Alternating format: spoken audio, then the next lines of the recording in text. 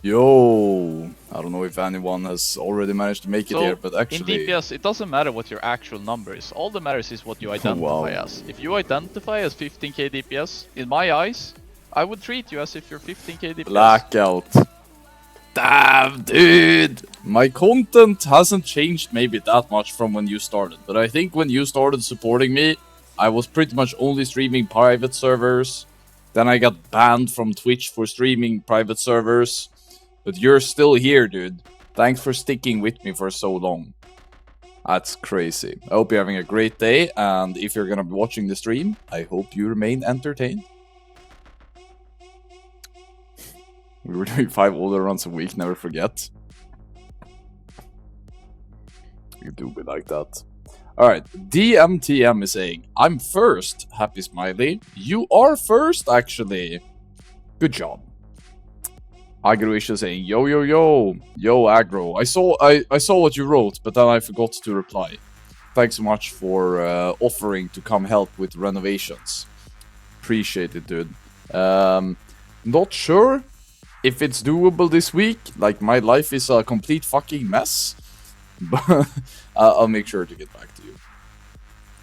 PvE God X asks, how to position the raid correctly on Iron Council 25-man hard mode? Fuck me if I knew, bro. My guild was really struggling on that fight on PTR back in the day, and we didn't get world first, so maybe go ask somebody who got world first, actually. I guess I don't know how to play Ulduar that well after all. I'm pretty sure that these servers are gonna get Ulduar speedruns at some point. Let me see. Titanforge face timeline.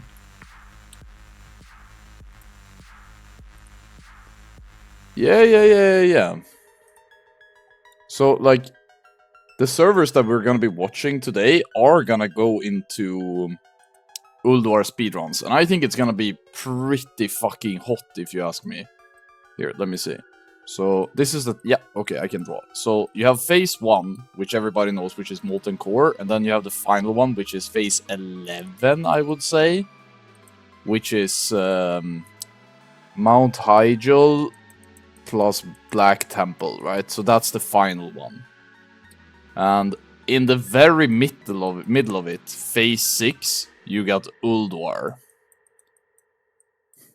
I mean, pretty fucking hot timeline. And then what else do we have? Right now we are in number 2, which is tier 5 essentially. Then you have number 3, which is gonna be the next one, obviously, which is gonna be Nax. There's some good fucking speedrunning ahead coming, bros. Then what is it then? Oh, this one is really fucking weird, actually. This one is tier 9, Trial of the Crusader, plus Sulgurub. Sulgurub speedruns could actually be really fucking cool, I think. And phase 5 is gonna be Sunwell Plateau and Sulaman. I mean, both of those could be absolute fucking bangers on 25-man, bro. I would have to say, out of the ones that I've already put down here, I feel like Molten Core is kinda... Oh, I would almost need to make a tier list, actually. Let me make a tier list of what I think about these upcoming. Tier list maker. Accept. What? Make a template. Template name. Titanforge faces. Make your own template. Single use. Public template is fine, I guess. Oh my god, I have to log in on this shitty website. Okay. Okay, this one works. Okay, can I do this?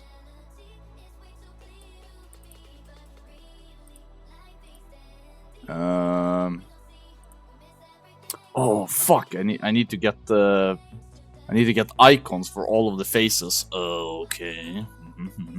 Okay. Time to put great use to AI, I guess. We can do this.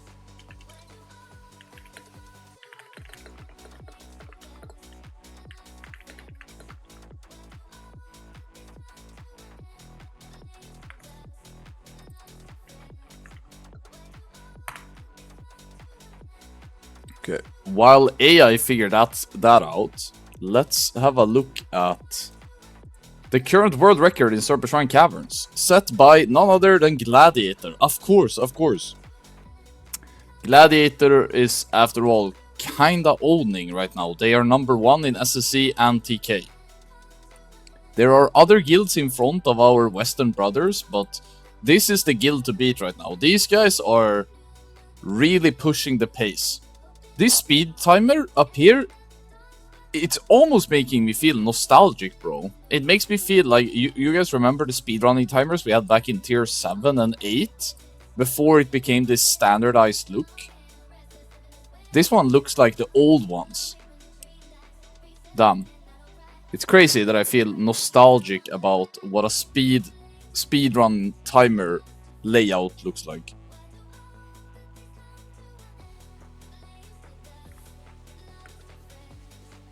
Wait, what is the timer? Yo, how many seconds before are they killing it? 2.8? 2.2 seconds before dive? Okay. 2.2. 2.2 pre-dive. Let me just quickly look at that. Is this comp more consistent than that? They're playing 2 DKs, and DK is obviously both in top 10. But they are getting beaten by hunters. I don't know why the rogues are low-key weak. This guy is owning, though. I feel like rogue is just better than Death Knight, bro. I don't know why the Chinese likes to play Death Knight so much. One thing that Death Knights allow for is grip. Because if you grip in mobs, let's say these circles are a trash pack, and the tag engages like this, right?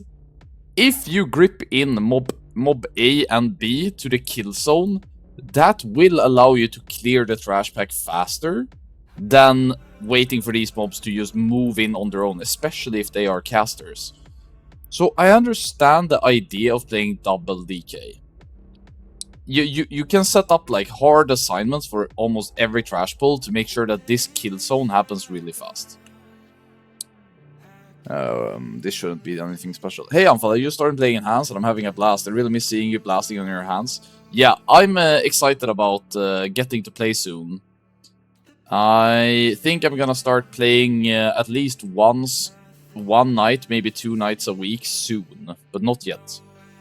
Right now, a little bit too much going on and I need to dedicate my time. I'm also very excited for the day when we finally get Siege of Orgrimmar PTR. I know that it's very far away, but dude, time flies. We're already, like, Easter is not that far away. Before you know it, we will have Siege of Orgrimmar PTR, bro. Before you know it. Okay, so I'm a bit curious how they're gonna do this. I think they use TBC boots here after this pack. Yeah, look, this is something that they do differently from the Westerners. Everybody has TBC rocket boots lined up. So they do this trash pack without boots. And then everybody rocket boots gets back to their normal boots. It's not, like, it's not a lot, but it's definitely adding up as well. Okay, let me see what they do here. Is it iceberg pull? No, it's paladin pulling. Okay, bubble pull. Very nicely. This is where I think DKs are really, really good, because sometimes I feel like the boys are doing this a bit slowly. I feel like it could be done more cleanly. Okay, I want to see what they do here after this boss. This boss is kind of a meme. Okay. Rocket boots by someone. I didn't quite catch what that was. Dragging these mobs. Nice. Second trash pack. Okay. Some knockbacks, but pretty well managed. This section could be even cleaner for the Chinese, actually. Bit slow gathering of the giants here. Could probably gain a couple seconds here. Not perfect at all. Pre-army.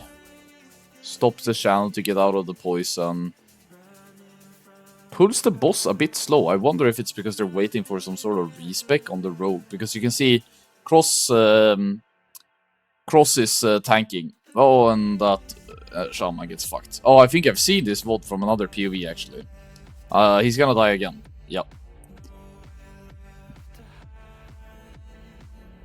But yeah, they are using evasion tank. This was China who came up with this. And the Westerners are copying it. Their rogue player named Burning did it last week. I'm expecting him to do it again. But this right here is the biggest reason why they are so good. Holy shit, this timer is actually really fucking nice. You guys seeing this? I think here is the kill time, and here is... Is this how much time they gain? Nah, that makes no sense. I don't know. I can't quite make sense of it.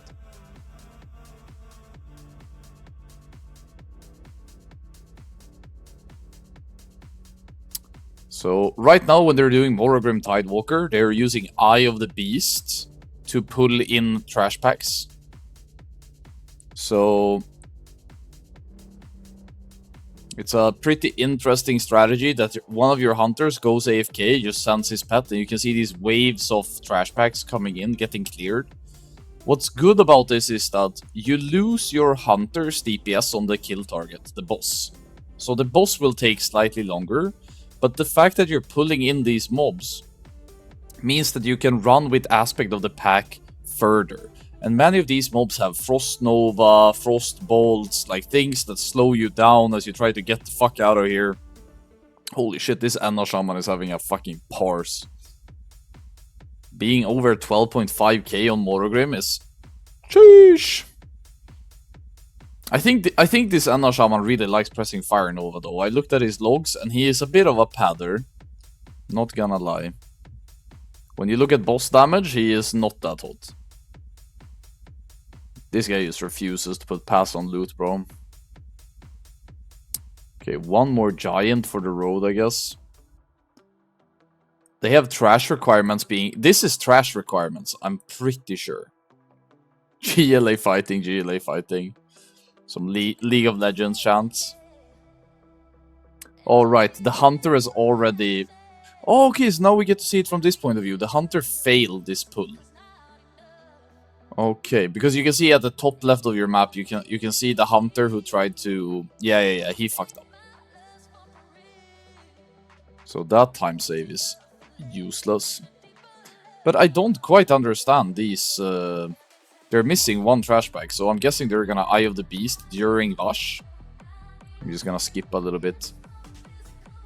Okay, the timer turns red when they are in combat with said encounter. Holy fuck, this is a smart fucking speed running timer. It's pretty sophisticated, actually. Looks nice, looks nice. Looks a bit like... You guys remember that boss mod? Way back called Deus Vox boss mods or something? Do you guys remember that one?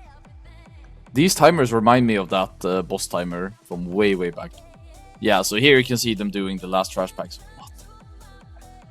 So they're coming in here. That's 2 trash packs, I think. Perfectly into the traps because there's a natural choke there. Oh.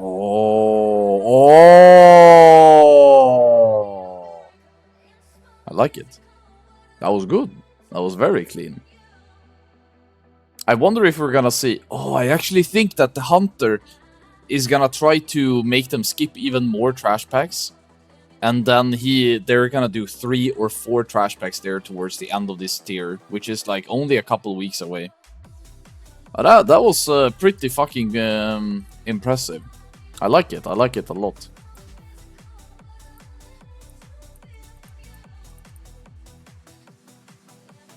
Oh my god.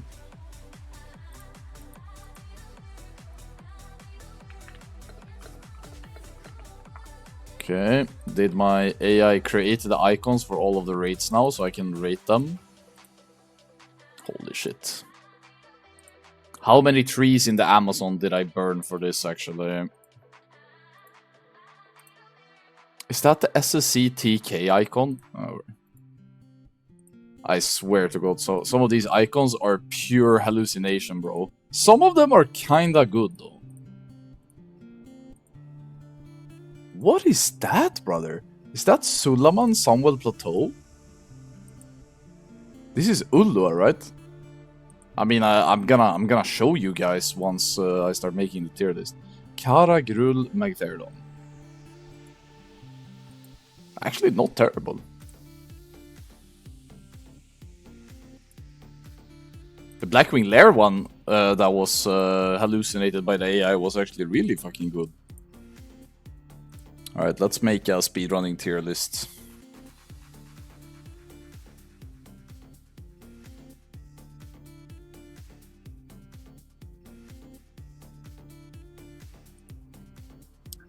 NTW says his Eye of the Beasting Hunter positioning so that the mobs run through the boss, so there's some buffing going on, like with Nax Gothic Gate. They almost immediately get aggro from the Judgment of Light that the Hunter procs. So it's usually the Holy Paladin that they go for, if that makes sense. So the Holy Paladin positioning manipulates where the mobs go. For the most part. But you have to pay attention to what all of the incoming mobs are focusing on. But you have so many misdirects and tricks of the trade in this current meta that it doesn't really matter what they go for. You can always control for it. Okay, I think I have all of them now.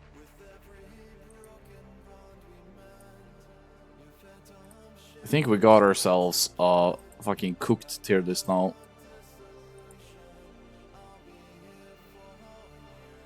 Well, this website has so many fucking ads. It's crazy. Oh my god.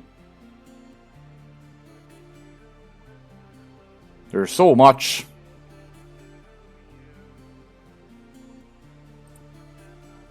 Can I go into the presentation mode? Okay, that kind of made it bearable, I think. Okay, so as you may or may not know, the Chinese WoW has 11 phases of content, right? 11 phases. So you have 1 and then you have 11. So I have them all lined up down here. Let me see. 1, 2, 3, 4, 5, 6, 7, 8, 9, 10, 11. Perfect.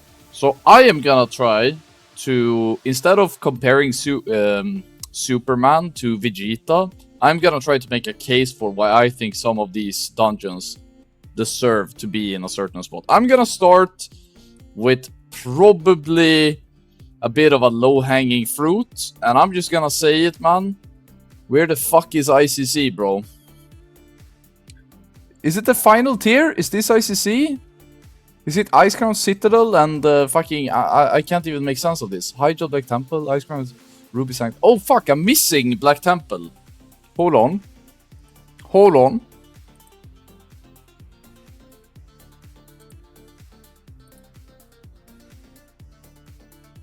How did I miss that one? I have it right here. Or...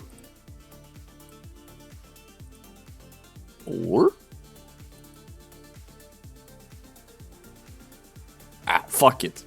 Alright, I'm gonna start with, just to set the tone. This is Ruby Sanctum and Icecrown Citadel. Now, I'm gonna put Icecrown Citadel, because Ruby Sanctum is not gonna be speedrun. It's a fucking parse raid, it's Obsidian Sanctum on steroids, it's shit, right? But I am gonna put ICC into A tier, just like set the stage. I think ICC in... What is that gonna be? Like 270 to 280 item level, with all of the legendaries that they get from previous phases, are gonna be marvelous fucking content. I think the tech that we're gonna see from the Chinese and the Westerners are gonna be straight up fire. If they start with the tech that Nota, Progress, and Newman were doing, and build on top of that, it could be crazy good content. So that is just to set the stage. There's so much tech in that instance. You have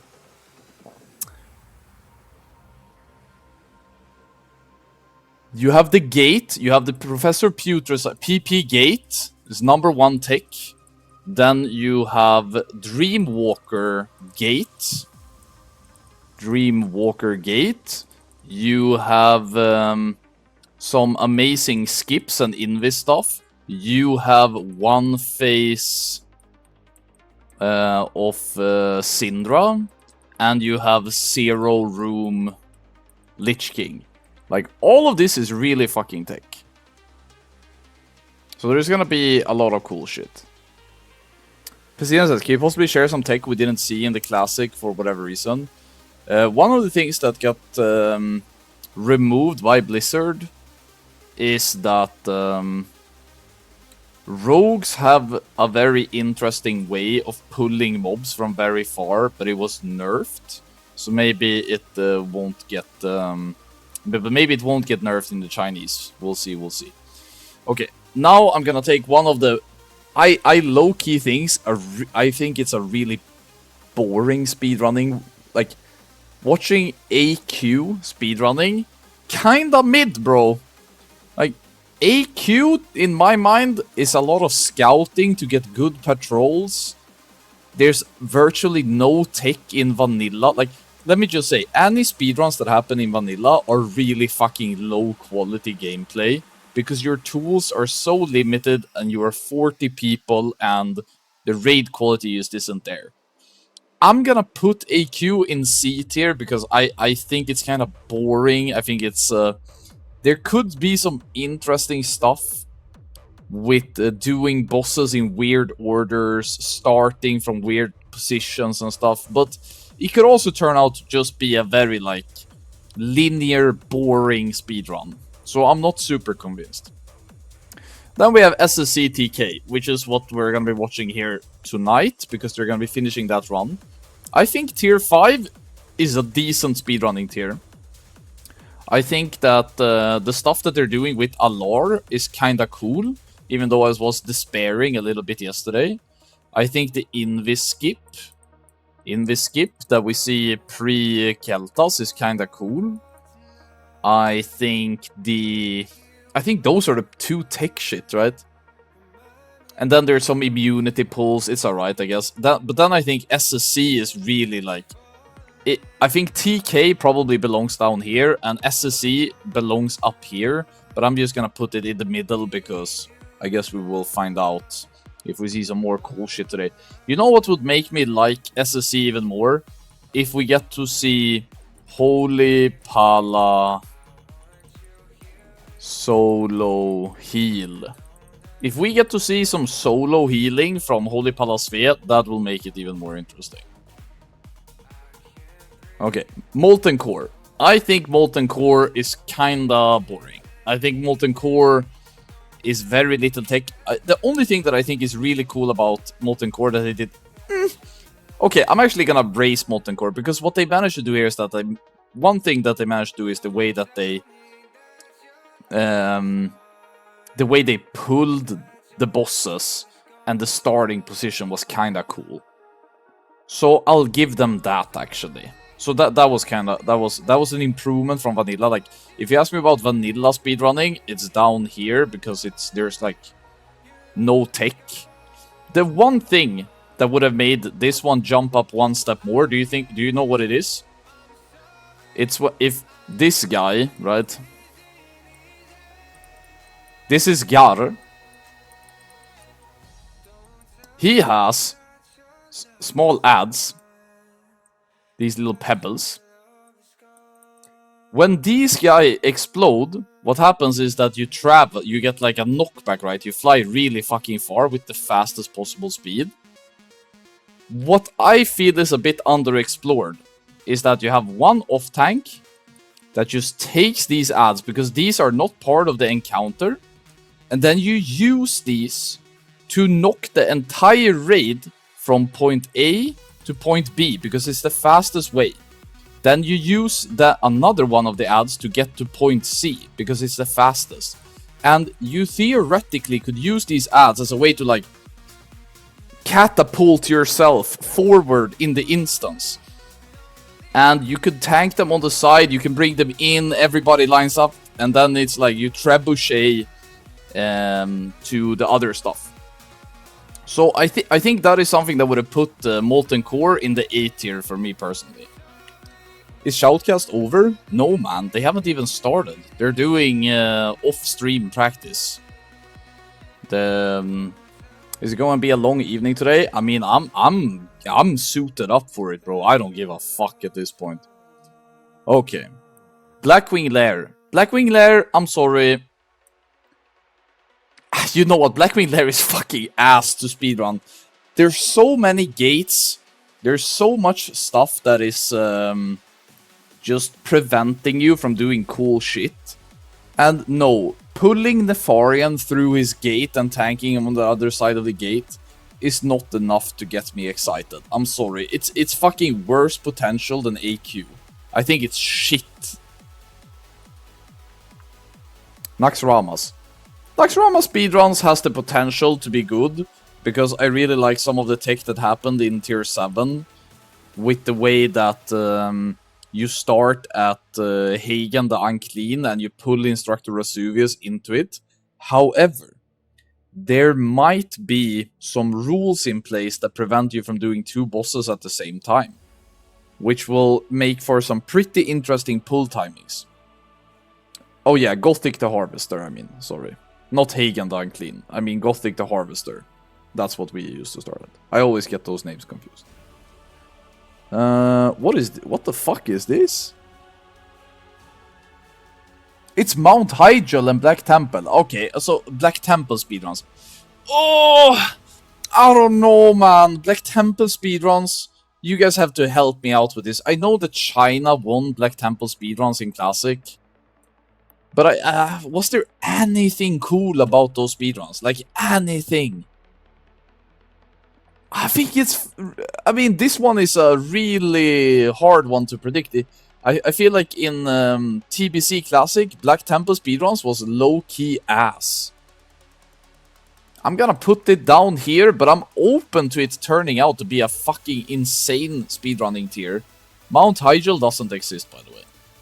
Mount Hyjal is not in the game. Okay, now we have an absolute banger. Hear me out, hear me out, hear me out. This is Sunwell Plateau plus Sul Aman as 25 people. This could turn out to be some of the coolest shit in speedrunning ever, or it could be like down here, I guess. But Sunwell Plateau, it has some insane tech that you could do, and I feel like 25-man Sulaman could be really fucking interesting as a speedrunning thing, the way you could divide the raids and people around, la la la la. So I feel like both of these have potential, but Sunwell Plateau is obviously goated when it comes to speedrunning. Sunwell Plateau has a lot of potential, I think. What the fuck is this? This is tier 4, right? Alright, hear me out. Grul's Lair is not speedrunnable. Magtheridon's Lair is not speedrunnable. But this bad boy, 25-man Karazhan speedruns? I mean, how do you do a 25-man Maiden? How do you do a 25-man chess event? Like, how the fuck are they gonna make Karazhan into a 25-man raid? I'm here for it, and I actually think it has some speedrunning potential. I think there are some cool ways that you could go like in and out of the instance to like get the 2 gates and everything. I think this one is really underexplored.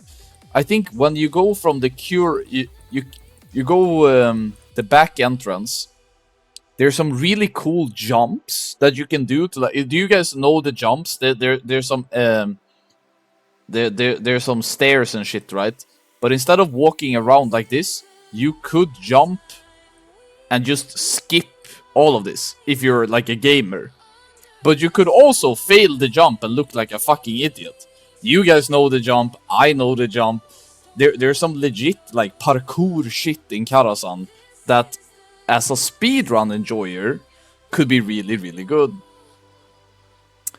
No, down here it is again. I added it twice.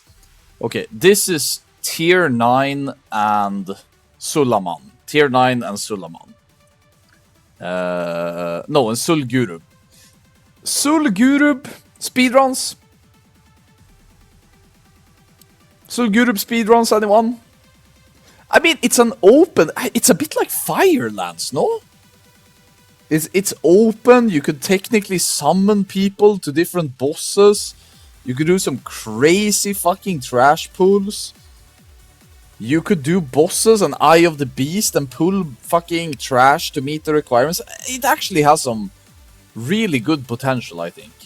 I need to diversify B tier a bit. It's getting a bit hectic. Ulduar, absolute fucking potential is right there. Like, Ulduar tier 8 is the most underexplored. It's 25-man content, just like it was in Classic when Nota won the speedruns. But Ulduar has so much areas of improvement because it's an extremely complicated raid. Not because the boss fights are hard, because of the fucking route, bro. When do you do Algalon? How do you pre-summon somewhere? Do you use the vehicle to do X, Y, and Z? Where do you start? Do you do multiple encounters at the same time? Like, Ulduar has so much potential, I think. Okay, I need to fucking look into B tier right now, because this one is way... This is way too homogeneous.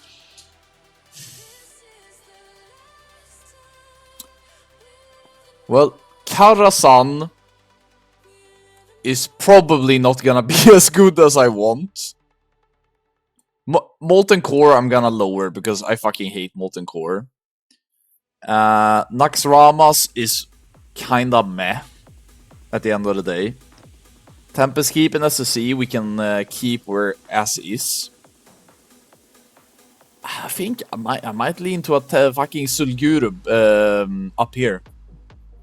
I feel like Sulgurup has potential. Yeah, I think this is my my hype list, and out of the tiers, we have this one is ongoing right now as phase 2. This one is already completed as phase 1. And obviously, the boys finished, I think, 3rd in MC. They're currently 2nd in SSC, and they're like 4th in TK. It's really fucking competitive. NTW says, I think Sulgurup might have some jumps terrain stuff. Yeah, I mean, it feels a bit like Fireland speedrun. The more I think about it, and Fireland speedruns was actually really interesting, I think. It's even more open, actually. What's the bat boss called? I feel like there are some crazy parachute jumps you could do from up there to get quickly to other places. And you can set, like, teams out, summoning teams, Eye of the Beast to pull bosses to other bosses and shit. Yeah. Maybe too short phase for Sulgurup to turn out cool. I mean, all of these phases are, what, 8 to 12 weeks? Probably. I would say. If we're gonna go by how long Molten Core was. So it's very, very short. I think... but I think it's enough, man. If the quality is there, if the hunger and the players are there, 8 to 12 weeks is enough to come up with some really cool shit. I also think that there's a high probability that this Chinese RAF thing becomes a seasonal thing. I think it's incredibly successful in terms of how many people are playing, but also how much money NetEase and Blizzard are making, that I think it's gonna become a seasonal thing. So I think it's gonna come back. I really think this is Classic Plus, guys. I think putting all 11 raid tiers of Classic into one expansion is Classic Plus. Because all of these are somewhat cohesive when it comes to lore. So it makes sense. Outland, Northrend, Eastern Kingdoms, and Kalimdor, it checks out. The story is there. It all ends with Lich King, you know? Or in this expansion, it's gonna end with the Black Temple and Mount Hyjal. Is how they're gonna end it this time. And who knows, maybe I'm just speculating here, but maybe in the second or third cycle, maybe they will shuffle around which phase comes first. So maybe Molten Core will be the final tier of the cycle, you know? Who knows? OA says, I guess if China has a huge amount of splits, then we good in terms of finding cool stuff. I mean, China has the player base is insanely big. It can't be compared to Western scene at all. OA says, not ending with ICC is underwhelming. How does the Warcraft 3 campaign end? Does it end with Arthas? No. I'm just trying to think, like, isn't Illidan kind of... You can rewrite the lore a little bit so that Arthas is not the end of the guy. Coldora says, actual multi-core finishes in Firelands. True, fucking true, dude. Firelands, the real molten core. My goat.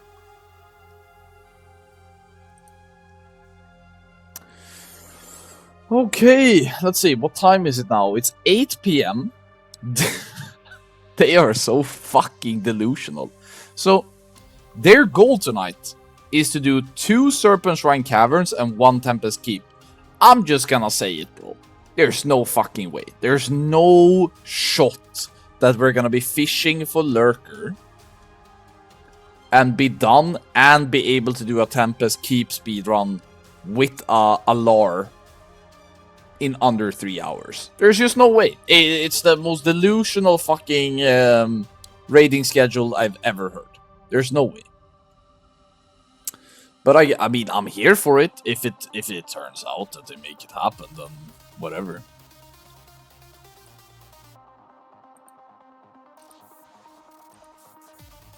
I'm gonna post the tier list in my community Discord now, just for reference. Nice. I just advanced to level 21 with my Discord bot. Thank God. Oh, I was starting to think that my Discord bot had forgotten about me, but it still got my back. Phew! Thank fuck.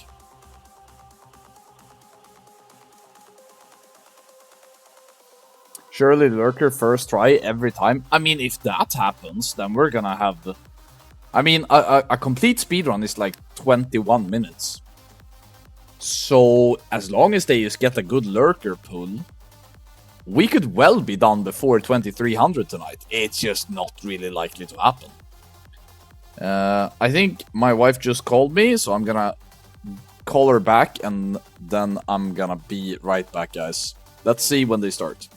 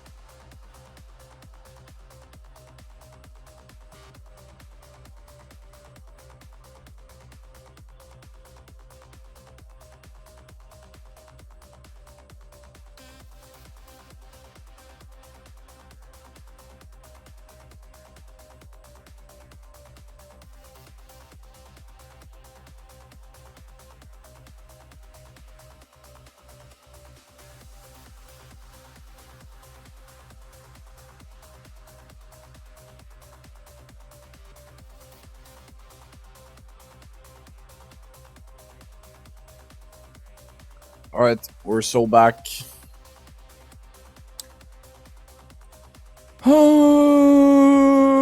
Yeah. I guess now we just we sit around, roll our thumbs. Oh, they're booting up, boys. I'm getting invited to a stream together. It's happening. Stream together.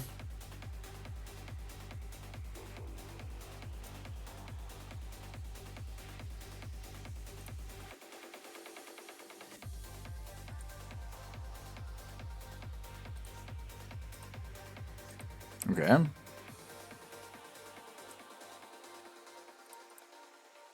Okay, I got re-invited. That's acceptable. Oh, this song is such a vibe.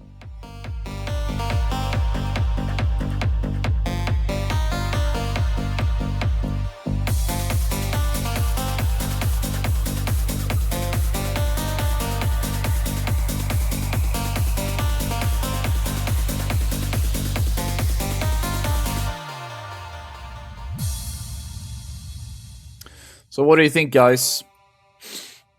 Will they be able to reclaim their spot today? I don't know. I don't know.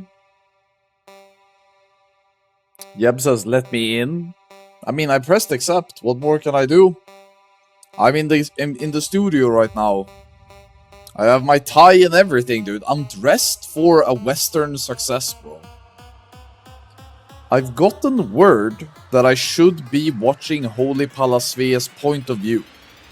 That is the leak for today, guys. Apparently, Holy Palasvea has something to show us. Always gets me giggly.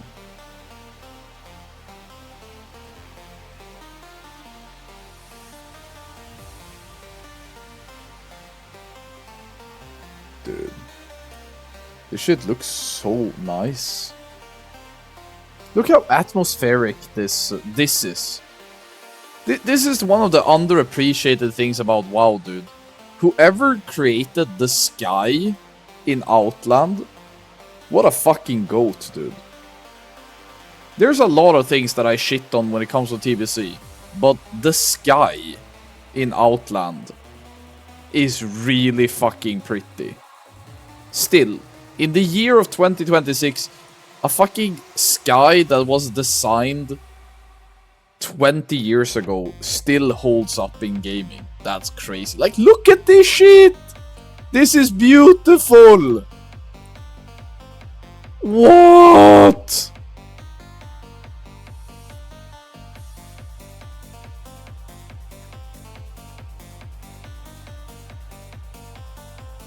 Why did he parachute?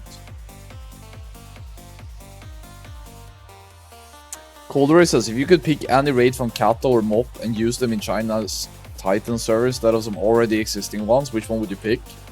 You would still have to keep the 11 raid numbers? Oh, that's a really good one.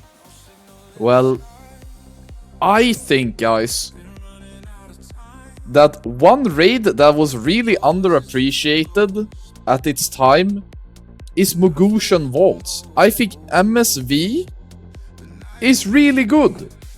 And I think MSV, if speedrun, could have been really fucking good content. But nobody wanted to speedrun that shit. Because we got Heart of Fear and Terrace of Endless Spring. But MSV was actually... I actually think that MSV was as good, if not better, than fucking Tier 15. I think Tier 15 was overhyped, and I think MSV was underhyped. Fucking sue me, dude. The final boss with the dance, such a cool mechanic, dude. Love that shit. Love it. Love it. Don says it dismounts you pretty early. Oh, okay, that's why. Alright.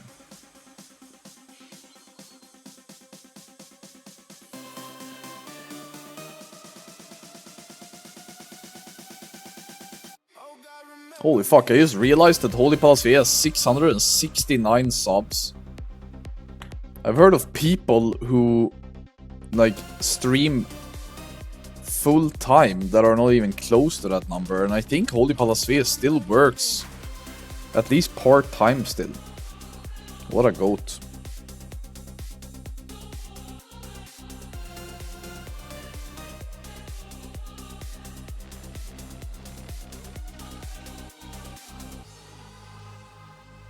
I don't see anything super fascinating with the comp. The comp seems pretty... Oh, wait, what's happening? Yeah, no, he got let in. He got let in.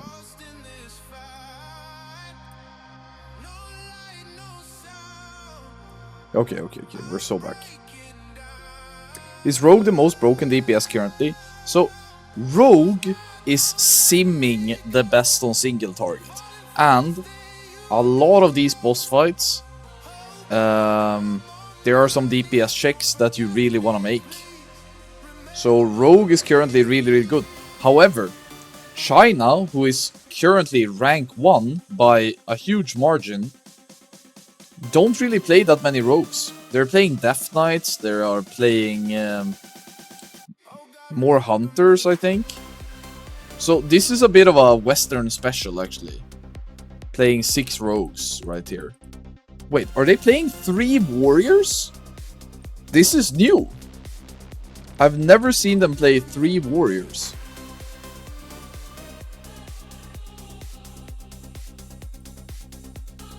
Did they cut back on a rogue, maybe? Or is a hunter kicked? There's no mage? 0 mage? Or?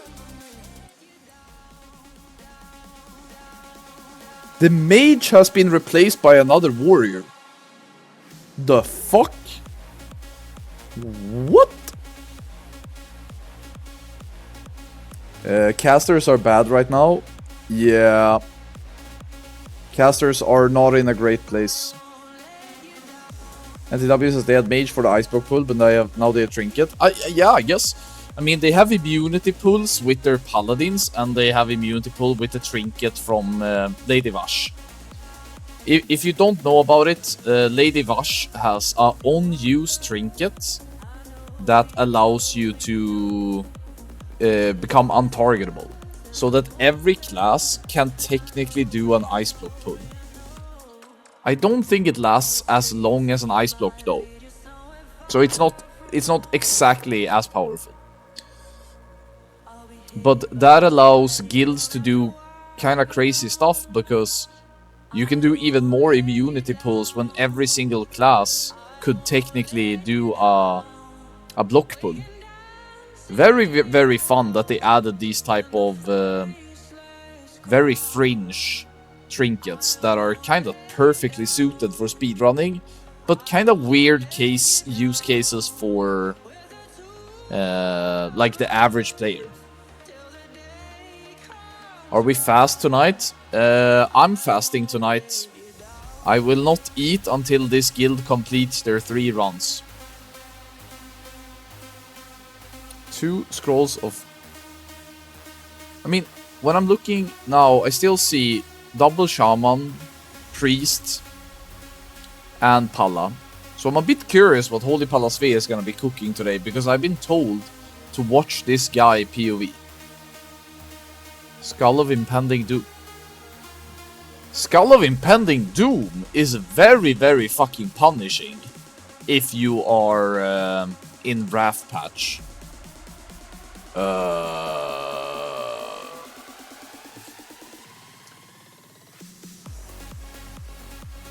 Okay, Skull of Impending Doom, you say, huh? This item wasn't really used in Wrath Classic because it was so punishing. Look!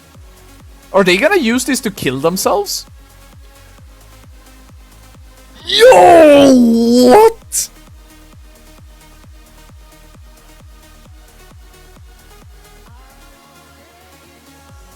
What am I watching, dude? Okay, guys, what do you think? Are they gonna use the skulls to kill everyone in the raid? Or are they gonna use it to move faster? I think it might be a suicide item. Look, everybody's trying it out!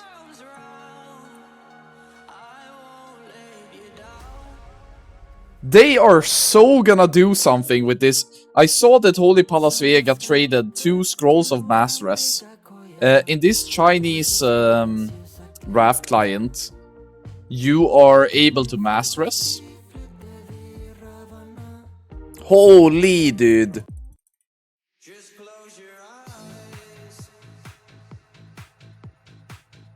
Now this is cooked. Trash skip with rest protection, I guess. I mean, yeah, but I feel like there's so much that could go wrong. And you still have trash requirements? I mean, these guys have definitely cooked something for real. And I'm all here for it. I love this. But Skull of Impending Doom was never used in Raft speedrunning because it was just too punishing. But I guess with Scroll of Mass Res, it might have some use now. That's crazy, dude.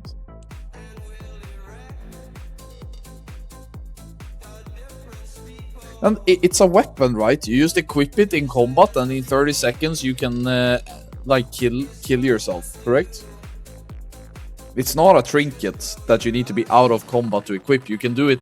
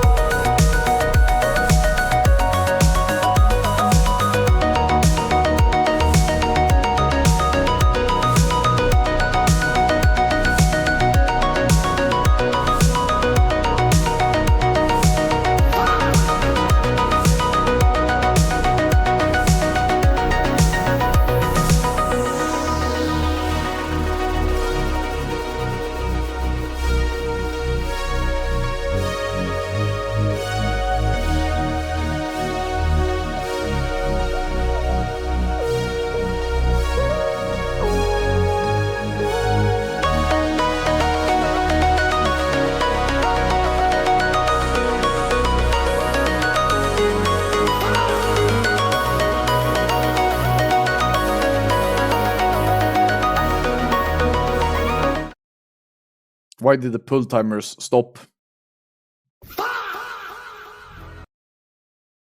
Hello? We fished 4 times? And now we stop? Or? Damn, this feels like one of my mates when going to the bar and trying to pull some ladies. 4 cold approaches, and then by the time he's about to strike gold, he's just like, nah, it's not meant for me, dude. I guess I'm a fucking incel, dude. Little gamba for all your addicts. Oh, wait, whoa, what is this? Westerners do a new PB in SSC. I mean, you have to bet on the guys. Come on, guys. This is a good bet because this one doesn't specify if he means in the first run or just the second one. Danny is running this one. Okay, 5th attempt. 5th attempt.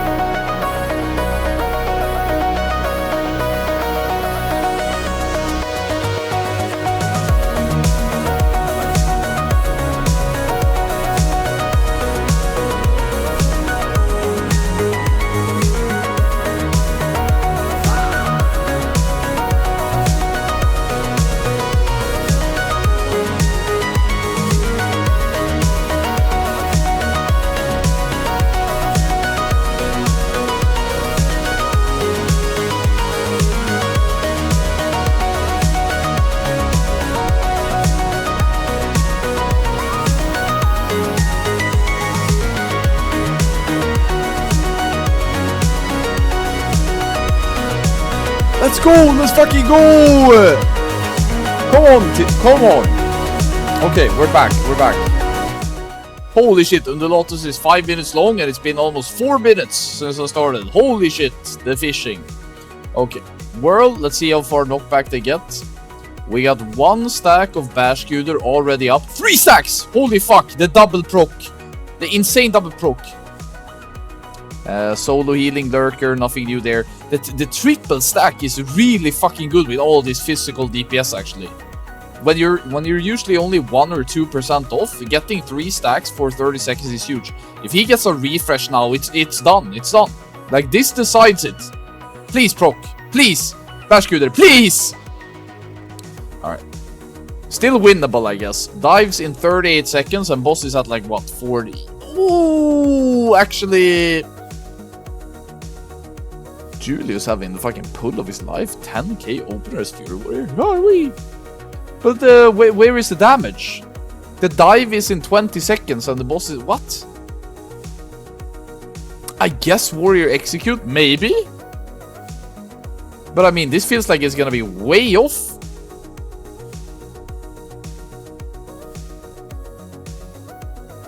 Okay, he can dive at any point now. 2 stacks of Bash Scooter, but it's kind of a little bit too late.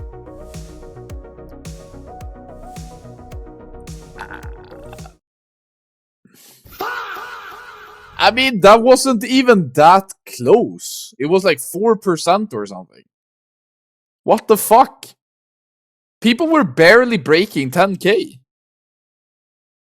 What the fuck? How are they doing less DPS? This makes no sense. What?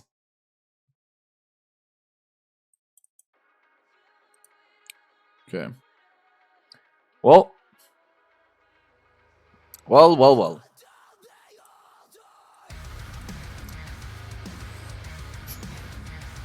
Man, I really thought when we saw the triple Bashkuder puncture armor debuff that is gonna be, let's fucking go, dude. But nothing happened.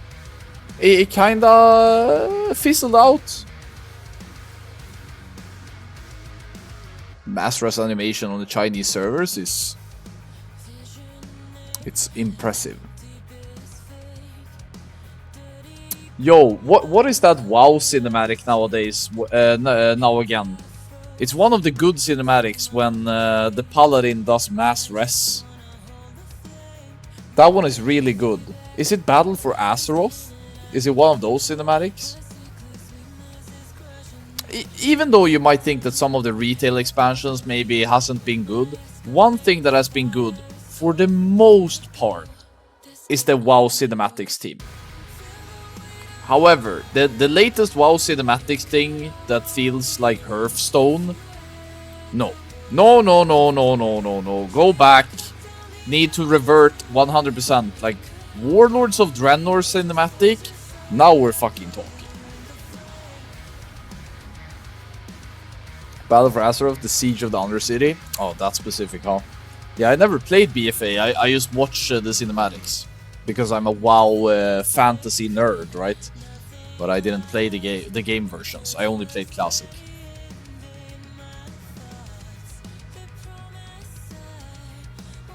But yeah, there are some absolute fucking bangers in the World of Warcraft cinematic universe.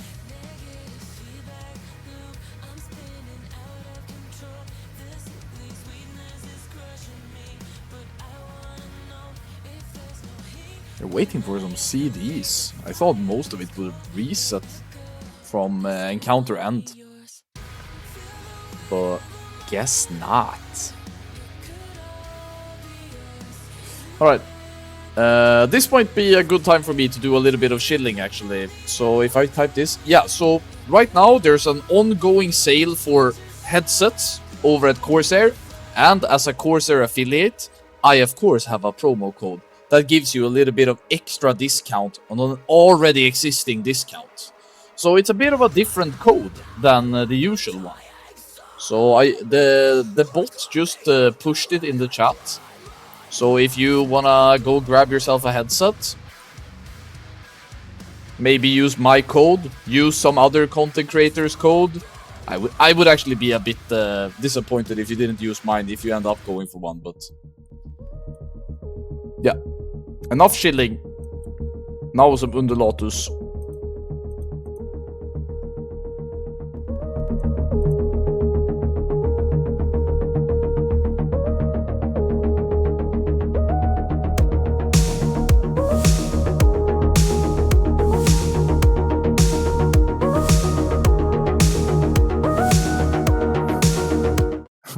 What is that command? Did I write that?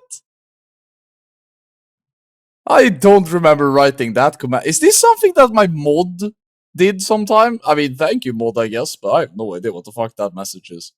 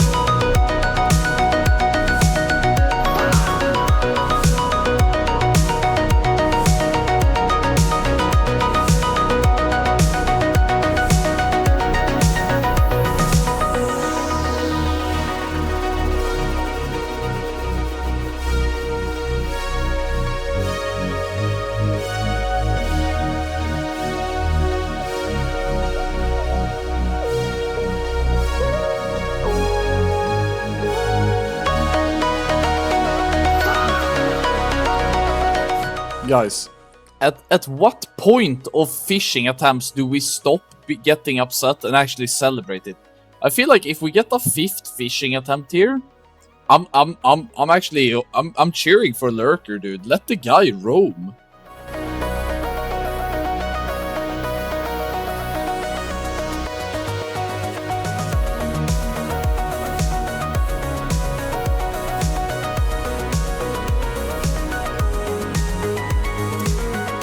Alright. We have a fish.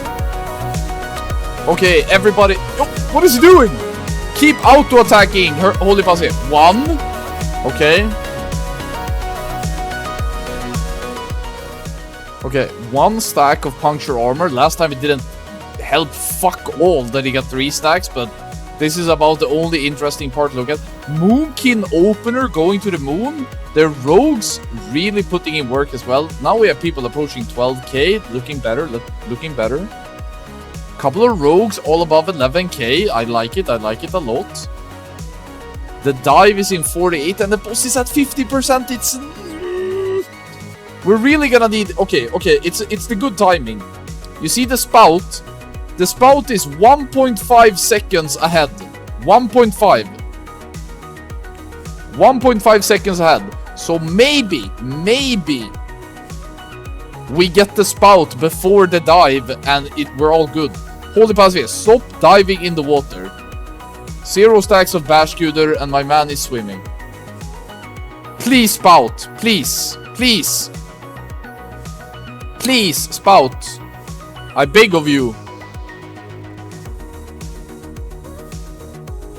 10%. Dive in 3. It looks so fucking bad. Please, spout. Please.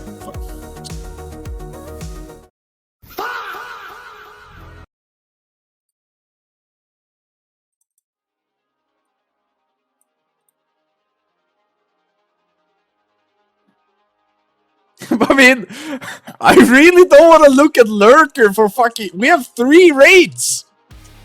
We can't spend entire night here!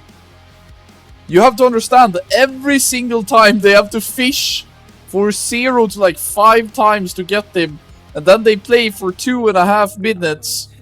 And then they go again! This is incredibly fucking tilting for the roster. And these guys need to be on their fucking tippity toes. Hey, Morgan, thank you so much for the support, man. I appreciate that. Thank you, dude. Different raid sub stream. Dude, this is a heavy deja vu moment. I feel like I've been here before.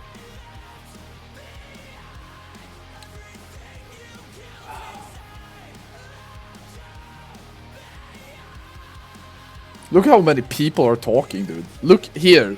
You see here? Here you see the voice activation of the Discord. It's just leadership people yapping. I wonder what there is to say. What can you say? There's nothing to say. Are they dooming? Are they being like, oh, how can we not do this? You guys are so bad. Blah, blah, blah, blah, blah. Or like, are they being inspirational? Oh, that's a raider talking. Okay, it's been quiet for 5 seconds now. Leadership. Ooh, awkward silence in the raiding Discord. Ooh, very quiet. Ooh, we're approaching like 10 seconds of awkward silence right now. Oh, thank God, Julius. Save us. Break the silence, dude. You guys can't go silent. You still have 2.5 hours of raiding. You need leadership to fucking... inspire the troops to storm the beaches of Serpent Shrine. Okay, let's fucking go again.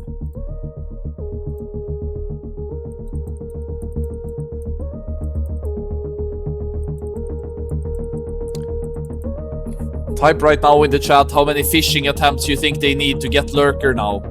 This is the first one. How many attempts?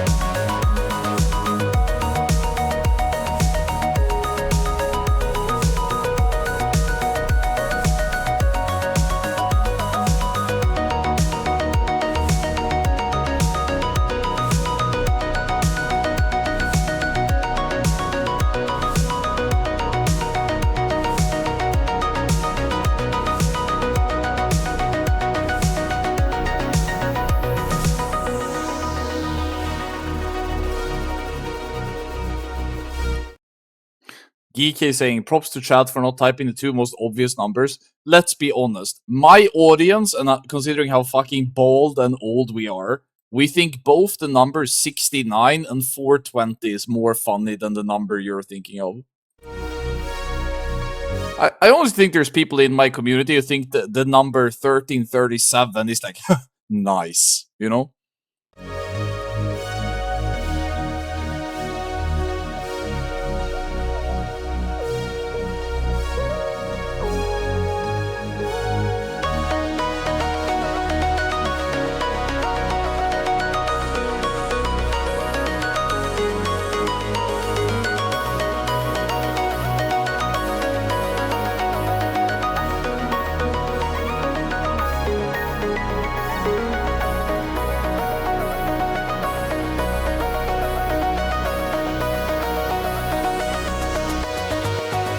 Okay, you know what? I can't just sit there and listen to Lotus be fucking locked in and nothing's happening. I'm just gonna say, I find it very funny when old heads like you and me, yes, you who's listening to me, are making fun of kids who think the number 67 is funny, when we've all been there, bro. It's just been different numbers for every generation. There's always been funny numbers being like, nice. But now we are the old ones.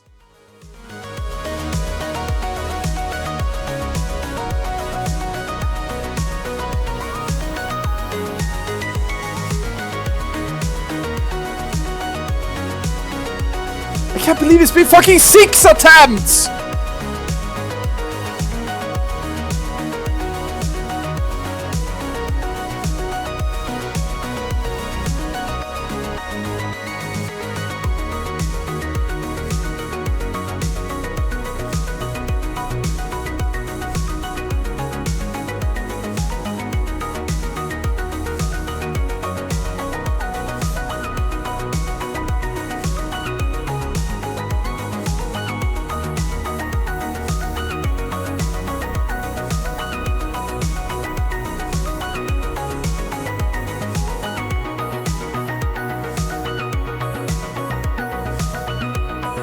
Please. The Lotus is gonna finish before this fishing.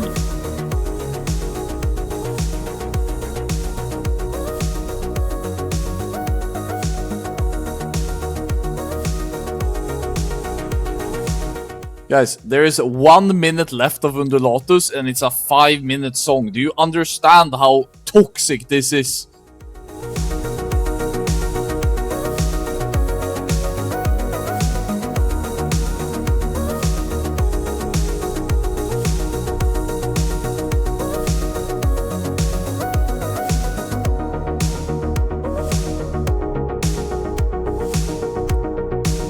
Okay, I'm gonna explain. The reason why more people aren't fishing is because if more people have a fishing rod equipped, then they're gonna have to use their first global, which could be a damaging ability, to instead equip their normal weapons. So only the priest and the holy paladin are doing this. So, yeah.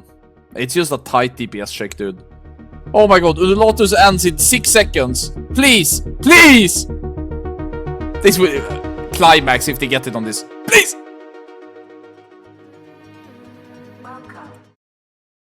I don't know. I'm just gonna do this clean. This is fishing attempt number 11. I'm starting to doubt if the people fishing are actually clicking correctly. Could that be a thing? They just fucking suck at fishing, like Taisu is saying?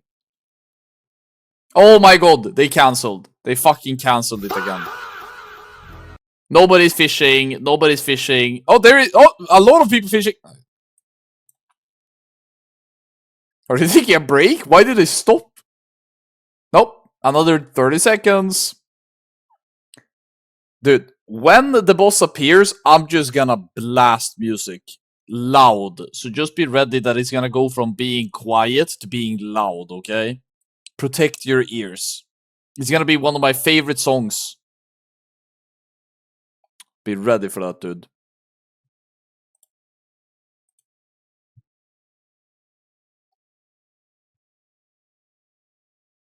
I'm just kidding. What's the fucking point?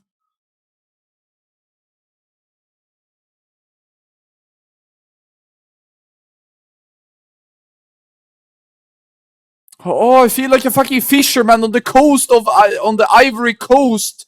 where the fish has long since left and the Chinese fucking big ships are industriously fishing and depleting the seas because there's no fishing being had here!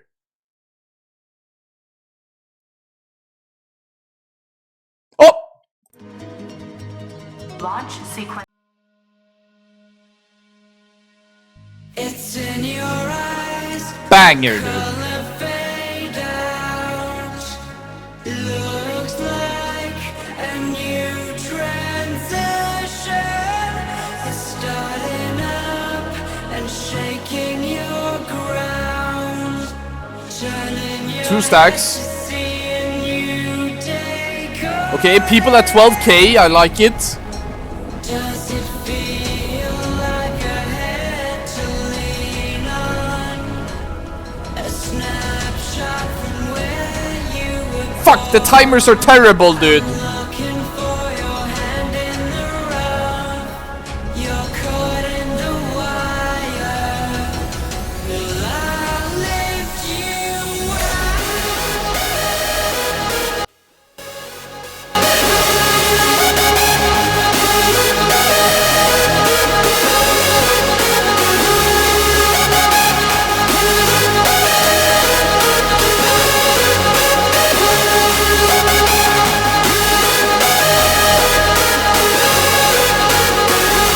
Oh, this is bad. Come on, Spout. Spout, please. Come on. Spout for me. 4%, 3%, 2%. Fuck! He's coming and she knows it. Even if she knows why. Footsteps in the hallway.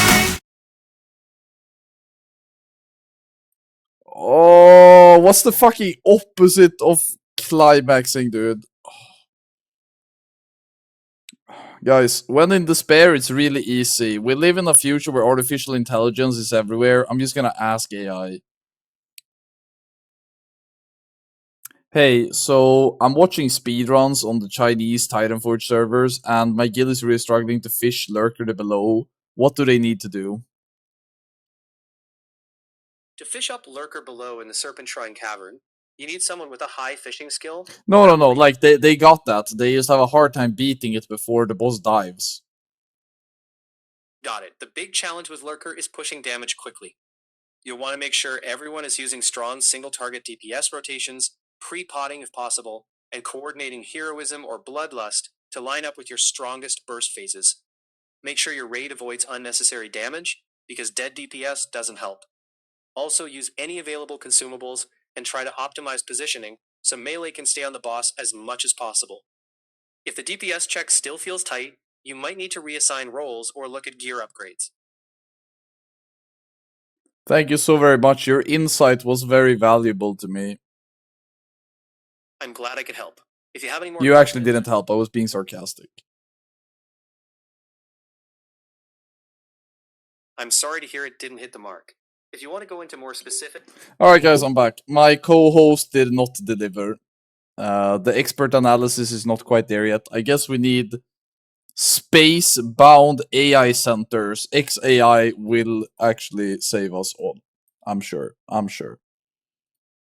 That is the future that awaits.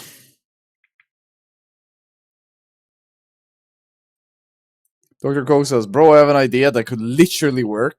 Okay, I'm all ears because we're kinda struggling, not gonna lie.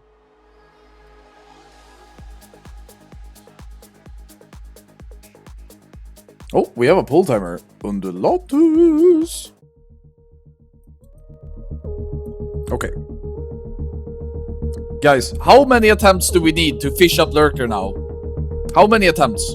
Type right now in chat. Last time it was 11. That was insane. See if anybody gets it right this time. Fuck you who said 13.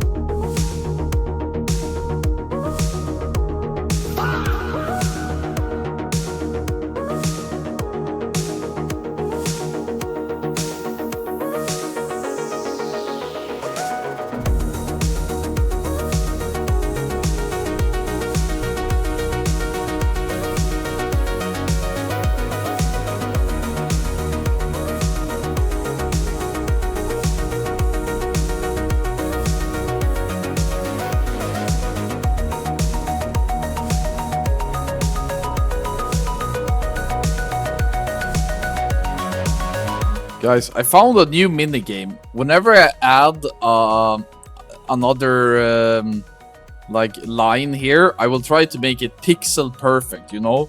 And if I deviate a little bit, I fail as well. So let's see if I can draw perfectly, pixel perfect with my mouse. How is my aim?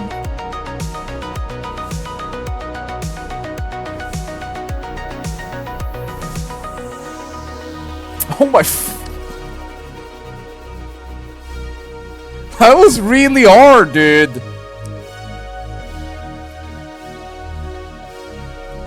How the fuck do you do this?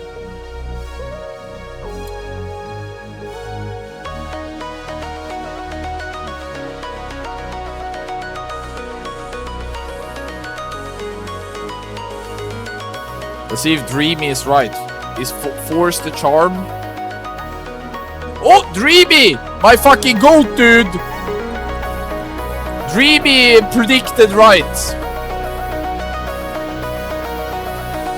0 stacks of Bash Scooter, not like it fucking mattered before. 1. Okay, nice. Moves out from the knock. Oof. I like the evasion to possibly dodge. Does that work? Why did that guy use evasion? Oh. Bash Scooter about to drop. Nobody above 11k. What the fuck? Oh god, the dive timer is terrible.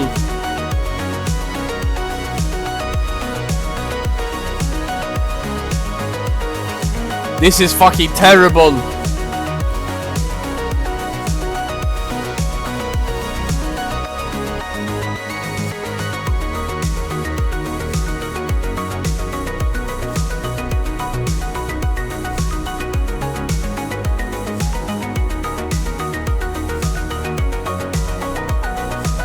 $10 seconds, 12%.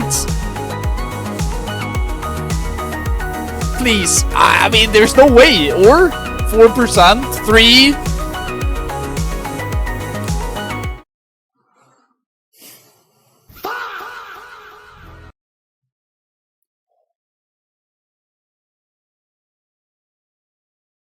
It's just so close.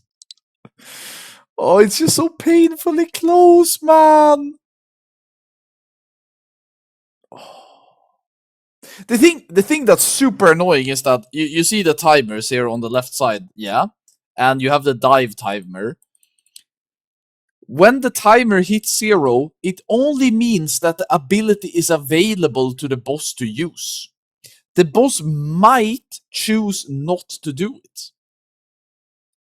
The dive has a high priority, obviously, into his logic, but he doesn't need to do it. It's just available to him. So if this lurker could just fix his shit, that would be really nice.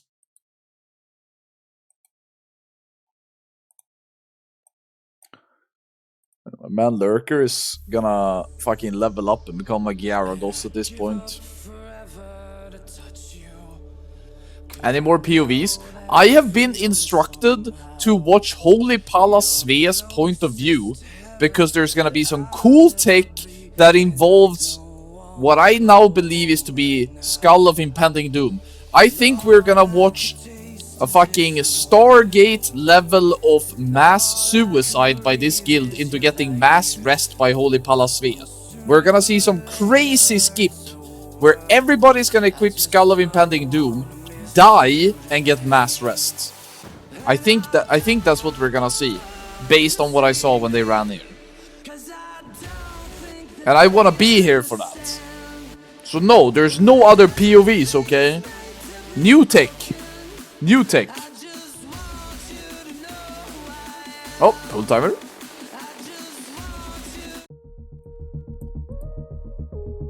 Can you swap Skull in combat? Yes, it's a offhand. It's not like the other cool stuff. So it's a very interesting item that we haven't really seen used other than Holy Paladin skip to Mimiron in tier 8 speedrunning. That's it. Okay, guys, type right now in chat. How many attempts do they need to fish Lurker today? Oh my god, it's a one shot! I can't fucking believe it! I'm more excited about that than whether or not they make this push. Holy shit, dude. I'm cortisol maxing in real life right now. Holy fuck. Okay, good opener actually. Like people doing 14k and shit. What? Moonkin to the moon, dude. Okay, the dive timer is not terrible. Please, spout timer, please, please. Spout timer, spout, timer. Hello, boss, you spout. Hello. Fuck, it's bad. The dive is ahead of the spout now. What a That's so fucking toxic that the boss holds spout for like 6 seconds and therefore it lines up in a bad way for the second spout. Holy shit, dude. Oh my god, they are on pace, kinda.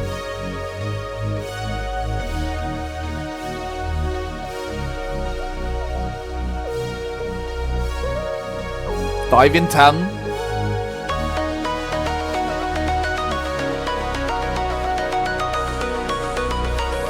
It's gonna be so fucking close. Don't dive, bro. Don't dive. Stay. The fuck! Again! Why does he do it? Why can't he not? Why can't the fucking fish hold out for like 2 seconds more? Why does he insta dive, dude, when it becomes available? He doesn't always do this. It's so toxic. This is easily one of the most toxic starts. This is one of the most toxic starts to speedrunning I've ever seen. Guys, please. I need somebody to remind me of other toxic ways to start a speedrun. Because this is really fucking painful to watch.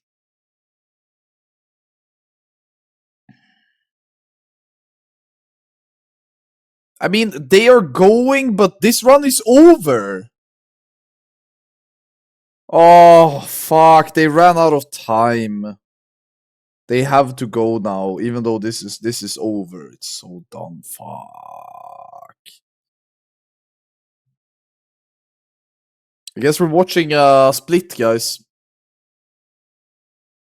They just don't have the time to sit and do this. I don't know, man.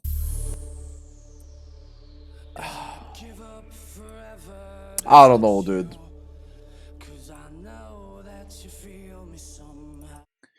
I feel like the 2 hours that they spend on doing practice stuff before the run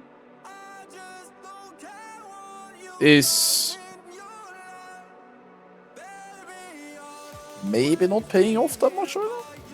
Team 2 is better geared. Yes, the next run is stronger. The run is that there's nothing here. Maybe we get to see some cool tech though.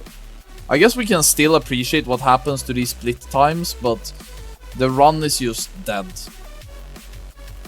The run is dead in the water, just like Lurker.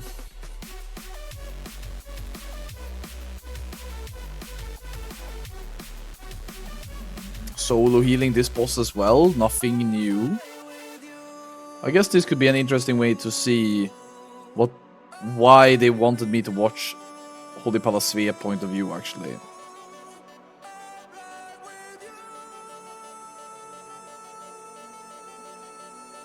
Yeah, we can still see what they cooked, but damn. This Blade Storm animation is so weird. I don't think they even need to pull this, right? Or maybe when they're doing trash differently, now they have to do this Colossus. Because the previous week they didn't need to do it, so maybe they have a completely different route. Kinda hot. For some reason he's healing him right now. Not really that much value. Oh, the tank has procced actually.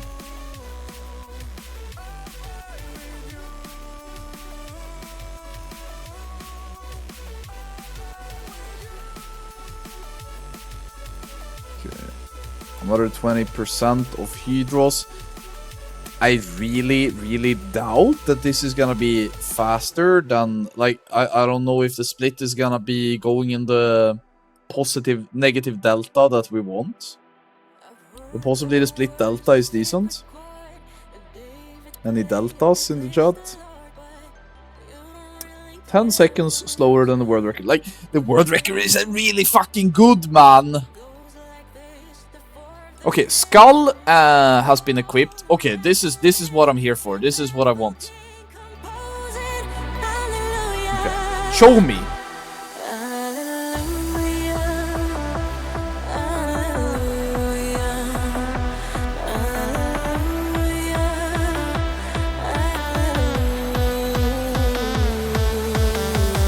Drums have been used.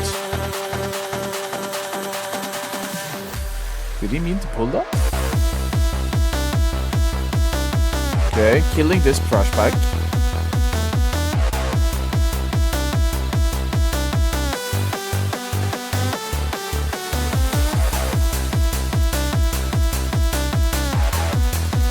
Wait, the druid is over here.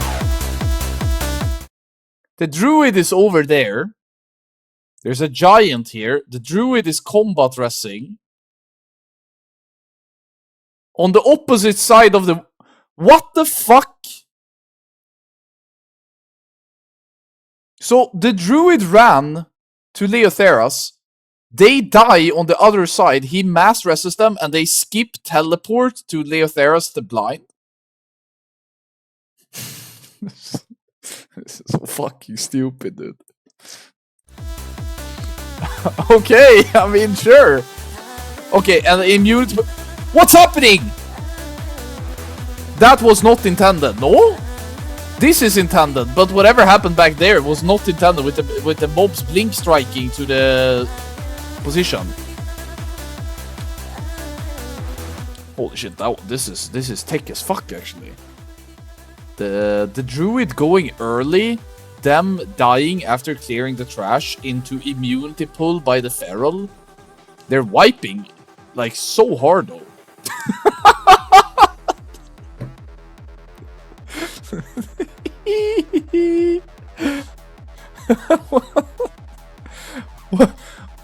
What? What are we doing?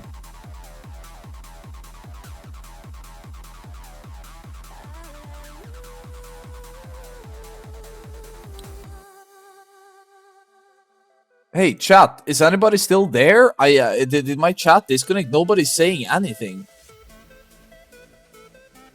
Okay, people are here, but...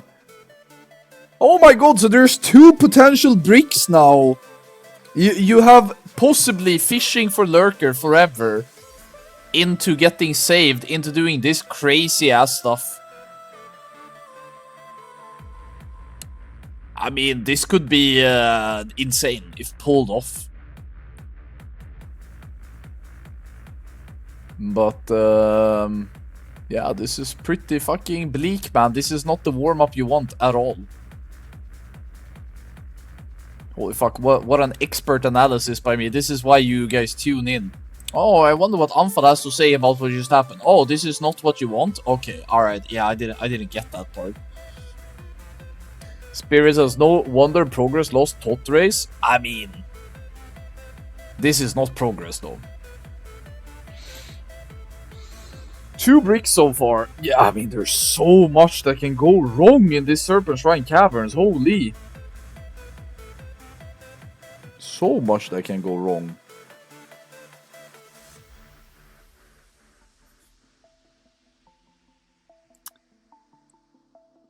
But one thing that happened that was really interesting to me, at least, as they're just clearing this, right? Because this is kind of uneventful. One thing that was really interesting to me is just, I'm just gonna draw, you have the boss over here.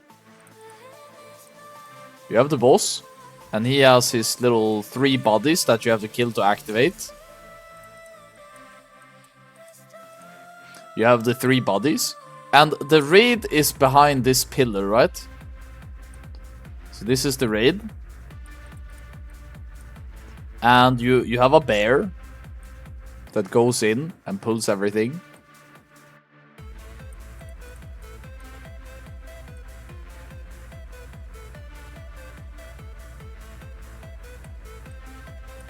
right? You have a bear that pulls everything. One thing that was very interesting to me is that when this bear did his immunity pull to gather everything, you had some mobs that came from here, I think, that blink striked to the raid, which was a bit weird. I think these mobs were supposed to go on the bear, but when he used his immunity, like you guys saw that, right? They jumped on top of the raid where Holy Palace was, and that caused them to be very spread out. But that was a bit weird. The colors on my monitor vanished. GG. Hashi, are you able to lift both of your hands above your head? Does it smell like burnt ash in your apartment? Have you lost the ability to speak? Because you are, if so, you might be experiencing symptoms of having an aneurysm, and you might want to go get that checked out. Not medical advice. Or?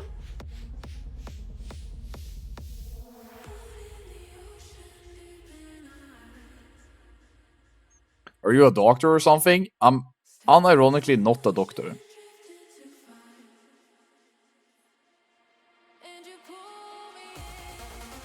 Oh, guys, what a time save. Lost 2.5 minutes. Nah, I'm kidding. I think if they pull it off, it's gonna be huge, obviously. I trust Dr. Anfal. Bro, I'm not a doctor until 2029, and when I become a doctor, it will not be like the useful doctor either. I will be a doctor in physiotherapy, which is like, okay, nice, I guess.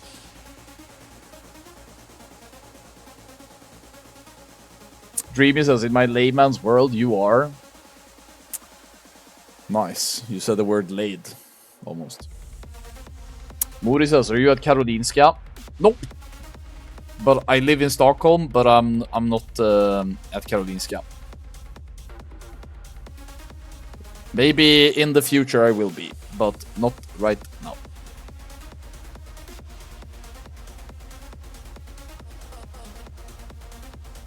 I will go... Wait, why does he have a gnomish cloaking device on?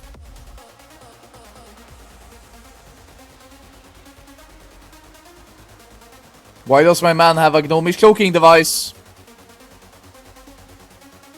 This is even more tech.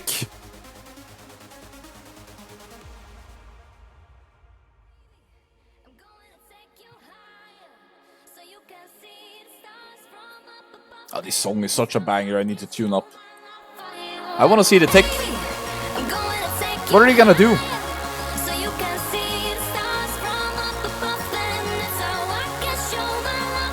Okay.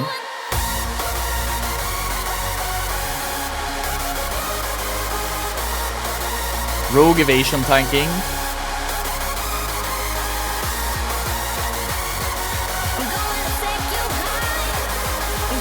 Triple healing. Late lust and rage boss.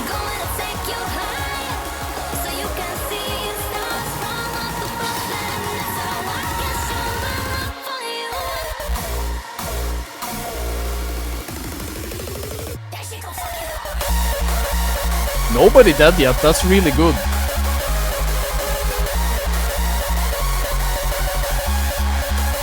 Oh, all the balls here flying. Move, bro! Move out of it! What the fuck?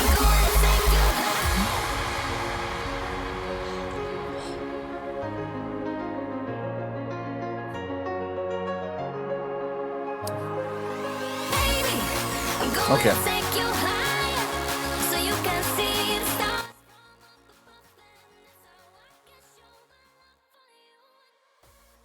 Yo! So he divine interventions, flies in. He needs to get in before they pull Morogrim the Tidewalker, or else he won't be allowed to enter. He has Rocket Boots Extreme Light equipped, meaning that he can make the elevator crack pipe skip.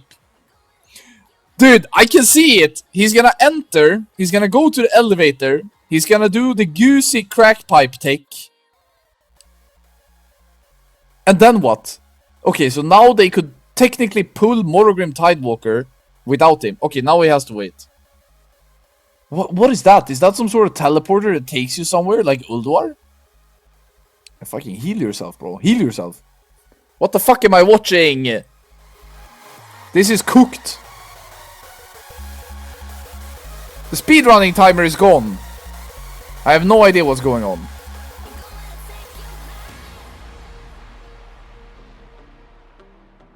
Okay, he's gonna be here for a minute though. Murloc Tidewalker takes some time. There's no boss timers, there's no boss frame. Okay, so he's gonna line himself up at this corner, run forward with rocket boots, TBC boots, and parachute, I think. Yes, exactly. And then he's gonna do the Goosey crack pipe.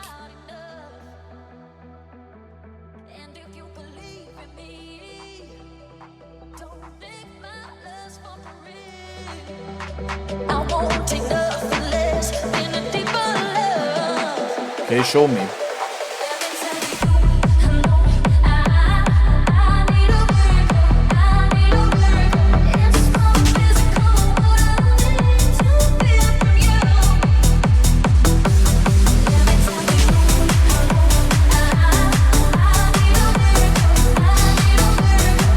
That jump right there is super fucking scary. If he fails that and he like gets in the trap, it's over, dude. Another possible brick.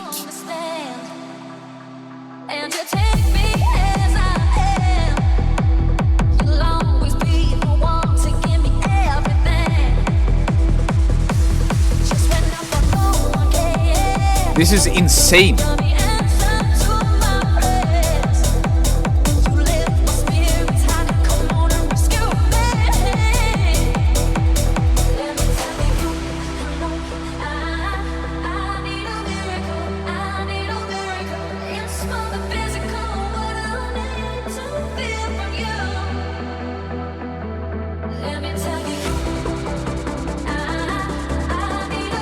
What?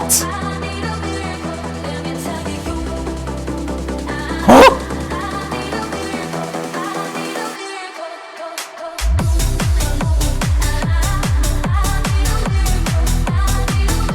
Okay, it looks like everybody is dying kinda, and I hope to God that it's intentional, but I saw a tranquility. I think the team is wiping.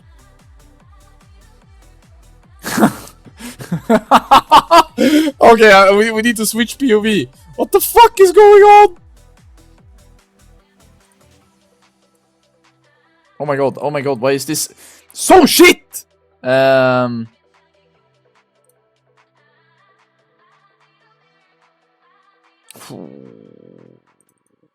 Oh, bro. Okay, they did not mean to die there, by the way.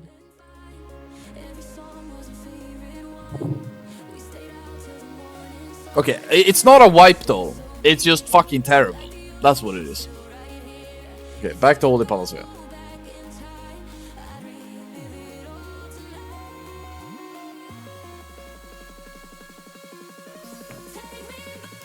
Oh, he's standing on the gate, but the gate is not open yet.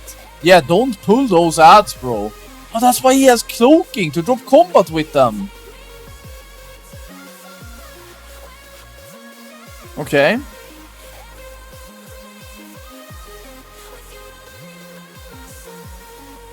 Click it!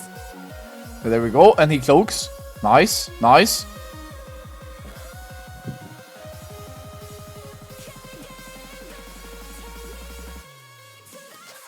I have to say, some of the tech in here is some of the craziest speedrunning tech I've seen.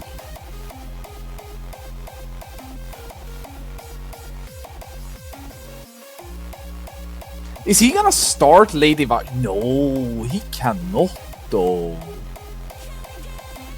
I guess it's to start Lady Vash RP. And then he just waits. But wouldn't it be better to be with the team? Yeah, she's attackable now, but I have no idea how big of a time save this potentially is. I have no idea. I need to watch the other POE. I imagine they haven't really walked into any. Okay, so show me, dude. What do you do now, bro? Because you guys have A long road ahead of you. Sure, you have a holy paladin that has activated Lady Vash, but what do you do now? Pet stay. Okay.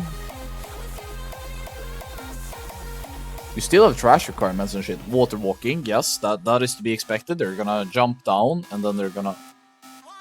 No, this is a new path, dude! What are you doing? Are they gonna Skull of Impending Doom kill themselves into getting mass rest near Lady Vash again? Is it the second skull? It's the second skull, isn't it? Yo!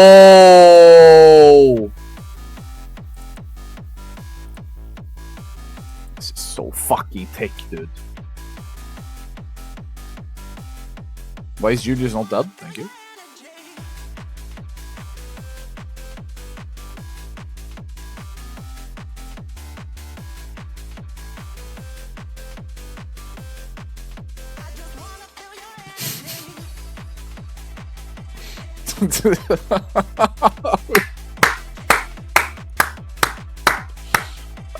I don't care, dude. I'm ending this prediction on this to me is winning. I don't give a fuck, dude. Do they get a new PB? Yes. Whoever was a believer, you just got rewarded because that shit right there is believing, dude. I don't give a fuck about the pesky rules. That right there is why we tune in. There's so much that can go wrong. Oh, there's so much that can go wrong in these speedruns, dude.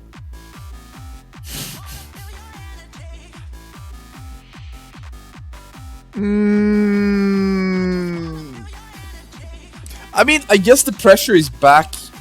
Okay, there's two ways this can now pressure. One, the Westerners need to land a crazy tech run to get number 1.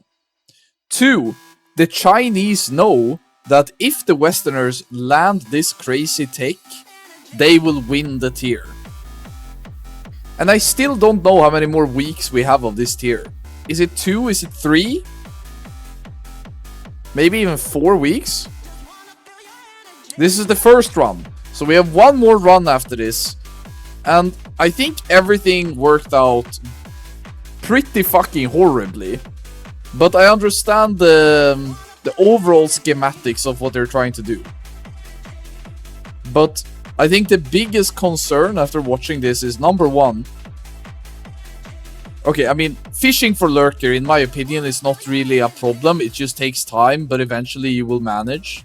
It doesn't matter, it's not really a brick.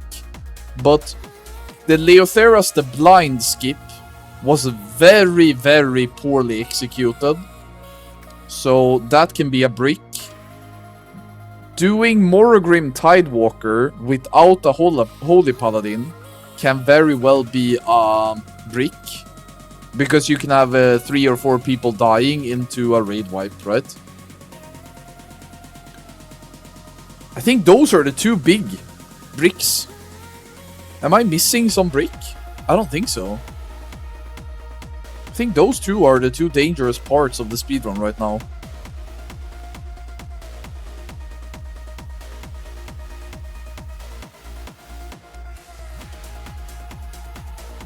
I don't know if they even needed to come up with this crazy tech to be able to beat China, but hey, I'm all here for it. I'm happy to see this type of creative and innovative stuff coming through. Quilly says Holy Palasphere falls. True. All it takes is for Holy Palasphere to mess up. There's so many parts to that skip that can be messed up.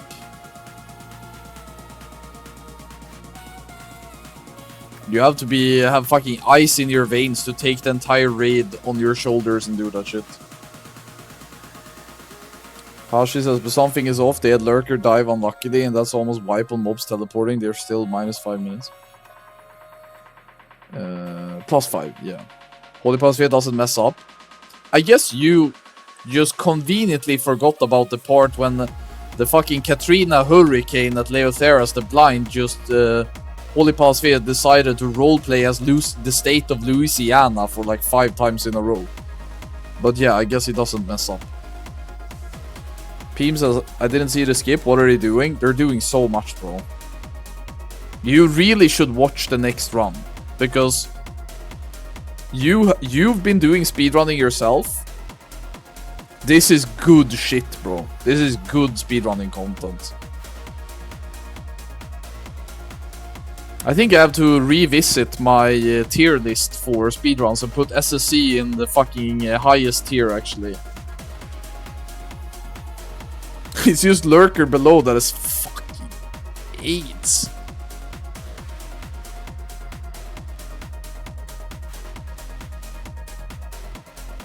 I haven't watched this run. Should I be hyped for the second one? Yes, you should be. The second one is the more stacked roster. So everything is there. Alando dead, unfortunate. If the tank dies, it's really fucking bad. Okay, tank is dead. Might be a bop. So what they're doing now is that since they skipped so much trash, they're using Eye of the Beast to pull in trash requirements through the bridge, right? And at the same time, you have all of these mobs spawning during the Lady Vash encounter. This is incredibly chaotic. They're wiping, by the way. They have no combat dresses available. Their tank is dead. I can't fucking believe they wiped on this. I mean, I can believe it, but... Are we gonna add fucking Lady Vash to a potential brick to our list? Oh, somebody make me a bingo card for this shit.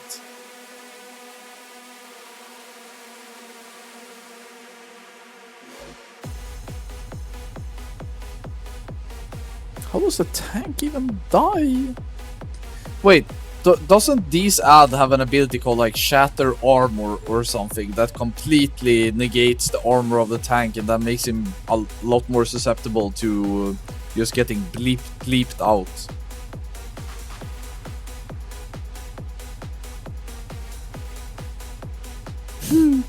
He's adding the speedrun timer to also count in Sangamarsh. Look, he's upset that his speedrunning timer disappeared.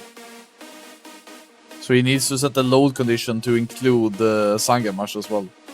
I don't know if that's gonna work. Can't wait for the 10th Undulatus of the evening. It's tradition, man. I sadly can't start speedruns without Undulatus. There's just no way. It's the only way to do it.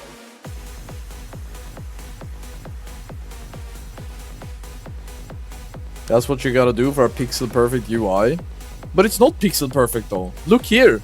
You see here? Okay, I'm gonna get flamed by Holy Sphere, but it's not pixel perfect. Look here. Like, this frame is 1 pixel higher on that axis compared to his raid frames. Like, this is not a perfect angle. So I mean, and here it's the same shit. Like you see this line here, it doesn't pixel perfectly align with that one. So you can tell me all you want about pixel perfect, OCD, neurodivergence. Oh, like it's not pixel perfect, and it's okay. Just make a eclectic UI. Hashir says, I could not play like that. I will see the pixel all the time. Yeah, that's why I say. That's why you make an eclectic UI. Okay, so quick thing, right? So if you have squares and you have 5 squares and you can put them either like this, so you have 5 squares and you have the equal distance between all of the squares and they are on the same like vertical horizontal line and everything. A lot of people seem to think that this creates peace of mind for the human mind and brain. That if things are perfectly aligned, then I will be calm. The problem with this is that if you have an observing point, which is this triangle, even though the distance here is the same as distance here, because of the way that, like the angle of the geometrical shapes, our brains will still perceive this as an uneven space, but it will be slightly off. it will not be perfect in how it's perceived by the human eye. So what you should do instead, if you want to create peace of mind, is that if you have 5 squares, you put them something like this.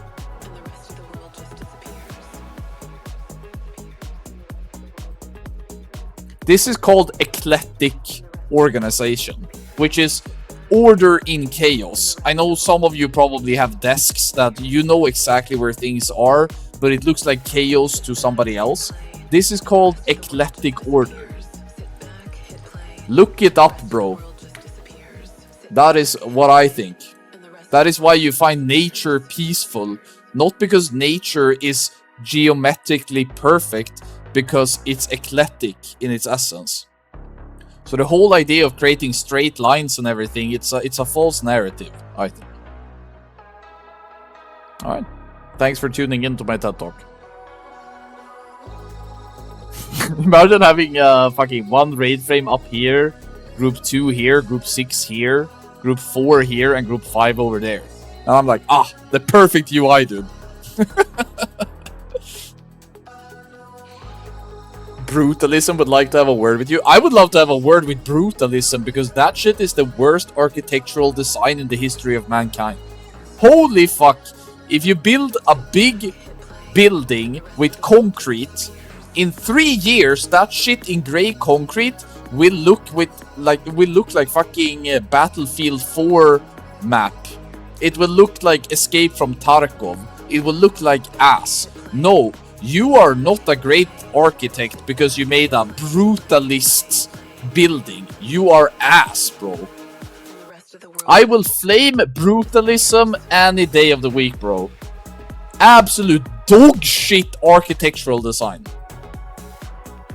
Are you flaming Battlefield 4? I would never go that far. I'm just saying that. It looks like garbage. There are buildings in Stockholm that look beautiful the day that they are like completed, and give it 3 years and the concrete has stains on it, the windows look like messy as fuck, there's mold, there is the concrete gets like spots of different shading. It looks like ass, bro. It's not built for buildings that are meant to last. Brutalism can go fuck itself. Thank you very much.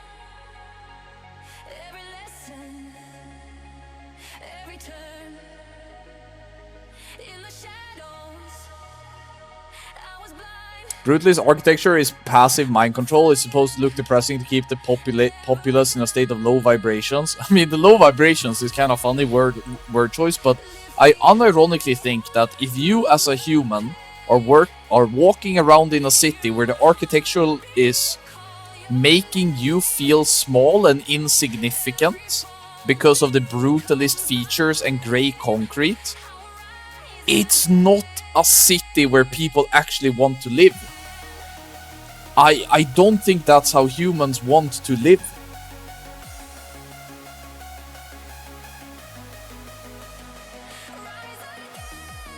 Roger says, watching Anfall, watching Progress, wiping on Lush, need better content like Undercover Comms League after the wipe. I mean, we already know why they wiped and what they want to do. This is just a yapping session now, waiting for the runs. Isu says, how are the runs going? They bricked the first run, but they showed us insane tech. So I'm actually really hyped for the next run.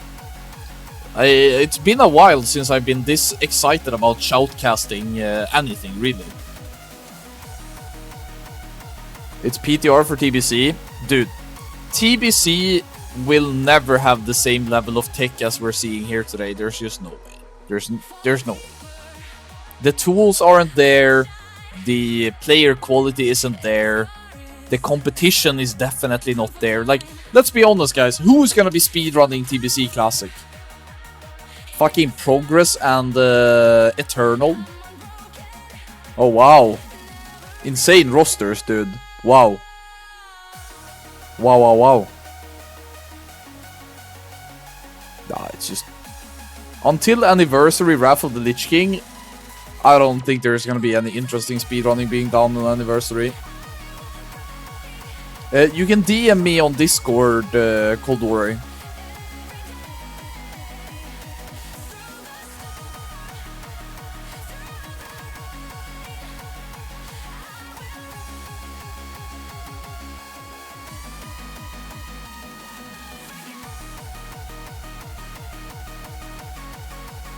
What guilds do we have in Fast? It's the same people like other expansions, trying to provide custom things, that's why new tech exists.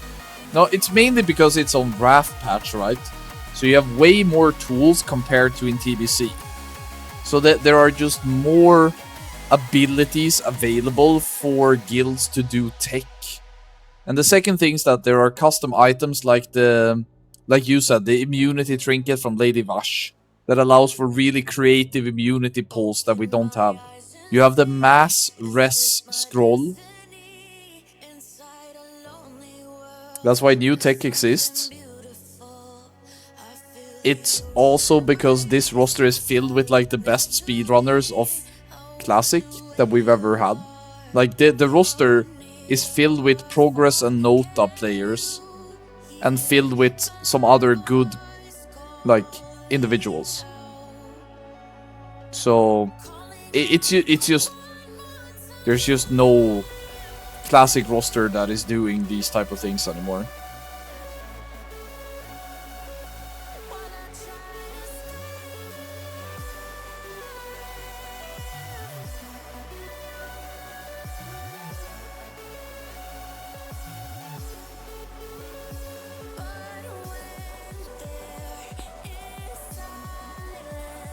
But I'm very open to being I'm very open to being proven wrong. I'm excited about the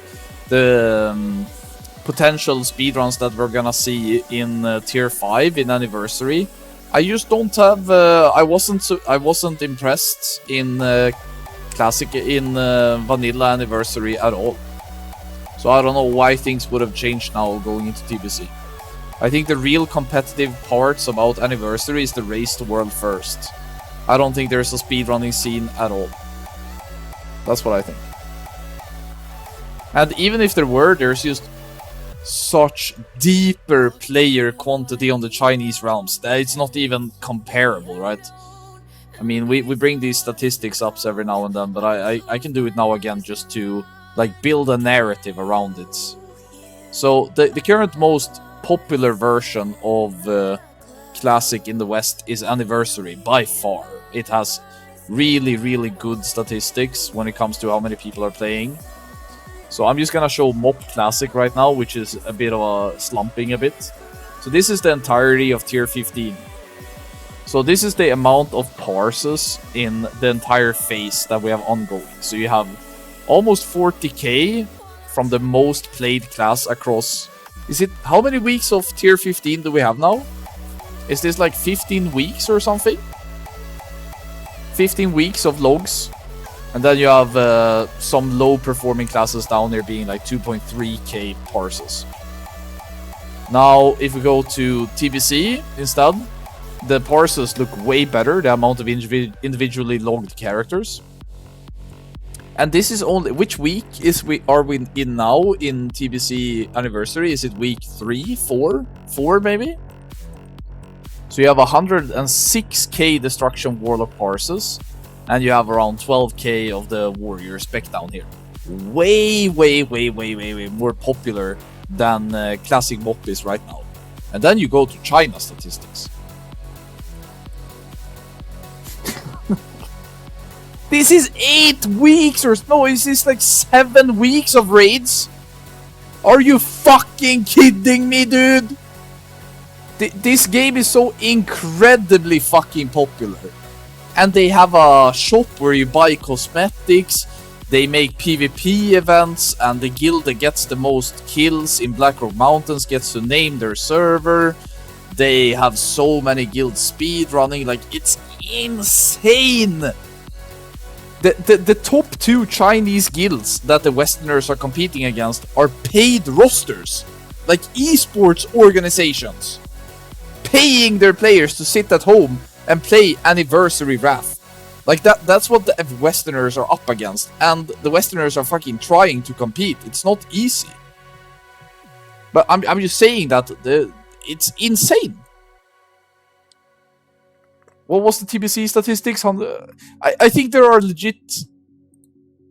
I think there are legit more elemental shamans playing Chinese Wrath than there is the entire player base of TBC Anniversary. Like, imagine everybody playing TBC Anniversary was playing Elemental Shaman. And it was the only class that was playable. And that is like the middle of the pack. And if you take MOP, for example, it's like down here. This is MOP numbers. This is TBC Annie. Absolutely insane return of players. So when you're saying stuff like, oh, the only reason why they're discovering new tech is because they have these custom items and stuff. I mean, you are right that those things play a huge part in drying creativity, but I am a strong believer in like social Darwinism. And I believe that when this many people converge at the same place and compete, I think we will naturally see new things being discovered. I just think that that's how humans push, whether it's technology in real life or it's in Serpent Shrine Caverns. So yeah, I think that plays a part as well. And then you have these, I don't know how many people play in Fast nowadays. It's like 25 to 40 people maybe, up against millions of Chinese. Insane. Insane what they're trying to do, I think. I'm not saying that all of the Chinese logged characters are trying to compete against the Westerners, obviously. Because people play WoW for different reasons. I just think that if you have so many players, it's inevitable that you get people who are very, very motivated to compete. Especially when they get on paid esports orgs to compete as well.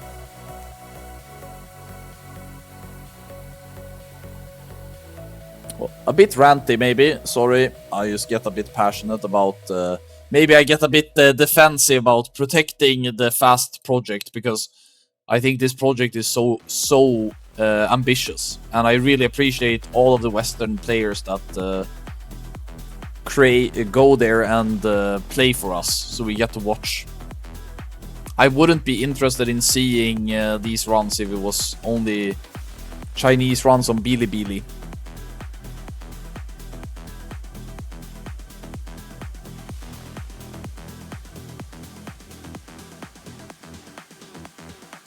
I feel like the word rant has been nowadays, the kids say yaps, then they say takes, right?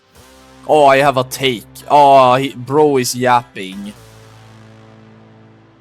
I feel like it was a well-deserved rant, actually, what I did. Not a yap sesh, and not a take.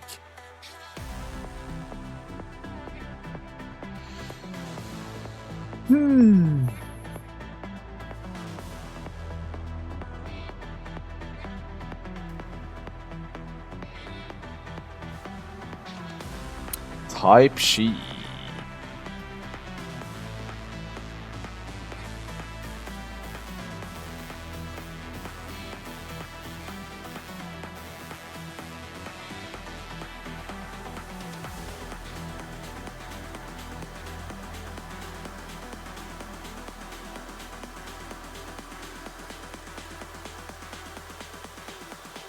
Unk is jester maxing. One of my favorite Zoomer words right now is cortisol maxing, actually.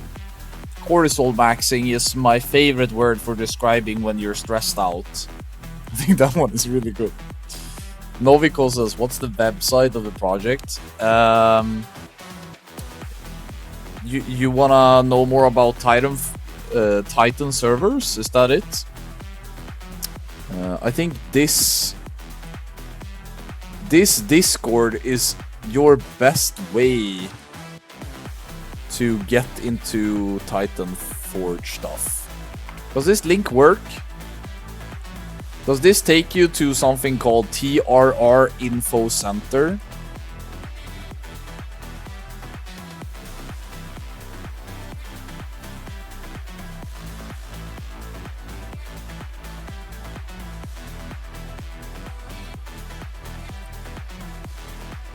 Alright, cool.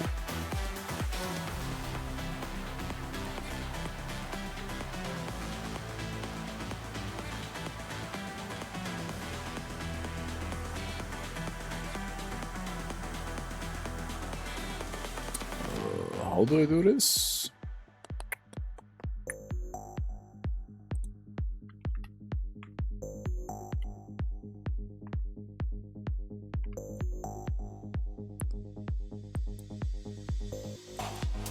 Did all the chat messages get removed for you guys now?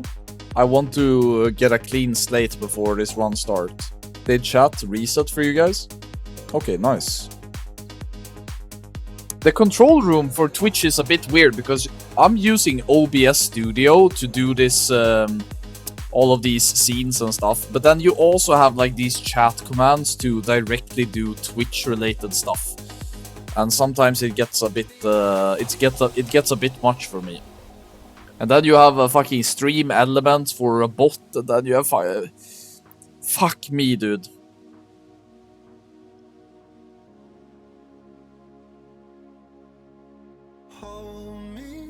There's no proof of them having to fish lurker 14 times anymore. True. Fucking history revision, dude. True. I'm gonna be a fucking accelerationist and just be like, just one-shot the lurker fishing. Okay, is there any roster change?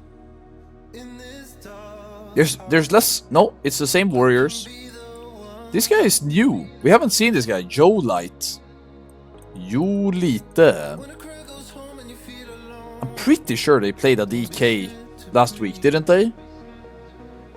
At least one DK. Maybe they deemed that the DK is just not good enough. I don't blame them. I think DK is a pretty dogshit class in Wrath. But DK was definitely the meta in Tier 7 and Tier 8 Race the World First.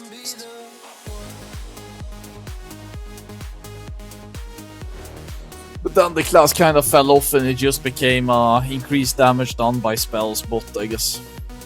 How does Holy Priest perform?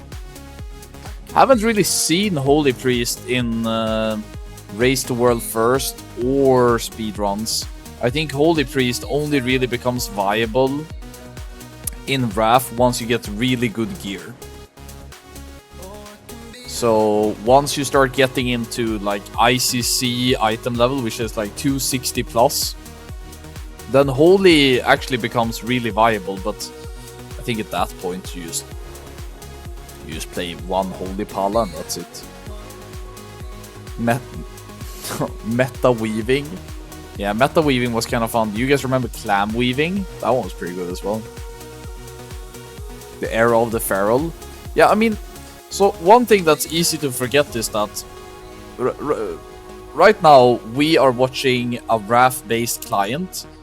And if you think about the item level that you play Wrath with, at the very bottom you start at like 200 item level. This is heroics. And maybe you end it at around 277 plus, right?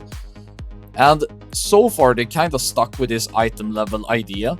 So right now we are in this area. I would, if this is like 250, let's say, I would say right now we are like this far up the meter. This is where we are right now in terms of item level strength. They are like 225-ish, maybe up here. So what classes are really good at the start of an expansion towards late? So the way it works from a game design perspective is that if you have the start and then you have the end of an expansion, any class that has really good base damage on their abilities perform really well at the start of an expansion. So base damage. Whereas any class that has really good spell coefficients, meaning that their abilities are scaling with gear, like there's a percentage that the more spell power you have, the more armor pen you have, like the more attack power, you name it, they are really good towards the end. So over here it's spell coefficients that decide if a class is good. An example of a class that's really good at the start is my class. Enha Shaman has fucking terrible spell coefficients, but really good base damage. A class like Fury Warrior has terrible fucking base damage, but really good spell coefficients on physical abilities. I call it spell coefficients, but it's more like ability coefficients, you get what I mean? So you can always think about the continuum of the meta as, is it a coefficient-based damage, or is it more so a base damage? And here's when it really comes into the interesting stuff. That, let's say you're playing TBC, or let's take Raft, because that's what I'm good at. And you have the Raft timeline that starts in patch 3.0 or 3.1 and ends in patch 3.3.5. Let's say that. During this timeline, Blizzard, back in the day, tried to fix balances between classes by changing base damage on spells and spell coefficients. They like changed both because you can't get it right at the start, so they had patches when they like tinkered a little bit with it. The problem is that if you look at ICC, for example, so this is tier 10, and you notice that, holy fuck, guys, Fury Warriors are doing really bad. We need to increase their spell coefficients. And you notice that, Survival Hunters are doing a little bit too good. We need to lower the base damage of their spells, because they have 250, 260 item level now. The problem is that when we get the classic version of the game, we ignore this. We don't get this. We get this. So the balancing of classic and anniversary versions of the game are always on the final patch. You get 2.4.3, you get 3.3.5, you get 1.12 in vanilla? I always forget which vanilla version it is. But we basically get a bit of a fucked up final version of the balancing. Anyway, let's fucking go, dude.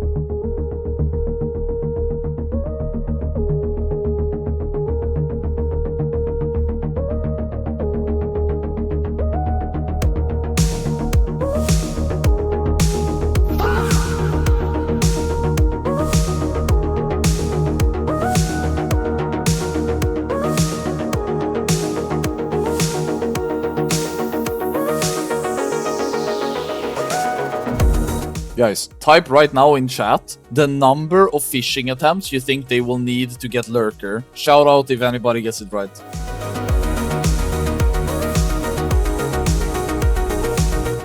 Dude, the guy voting 1, they already did 1 attempt! How can you type 1?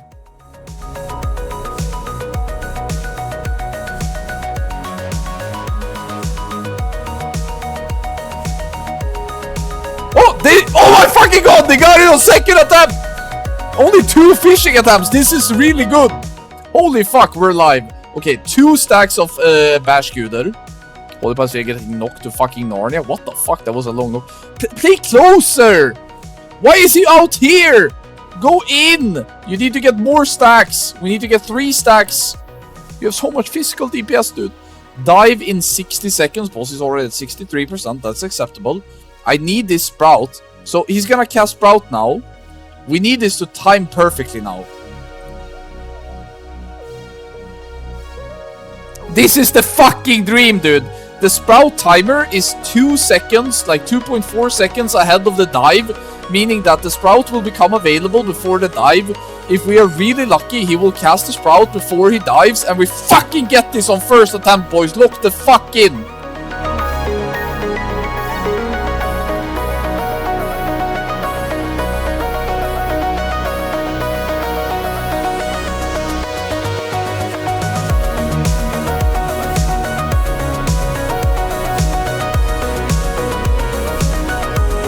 Oh my god, they're fucking cranking this boss. Dive in 12 and the boss is at 9%. Are they gonna just completely forget about this dive, or 2%? Only they still have time.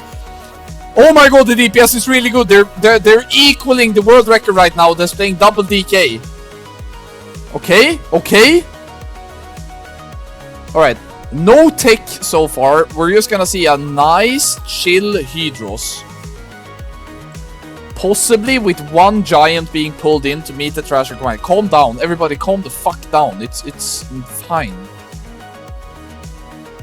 I don't know why this warrior decided to Blade Storm I don't know why he Blade Stormed that Trashback, but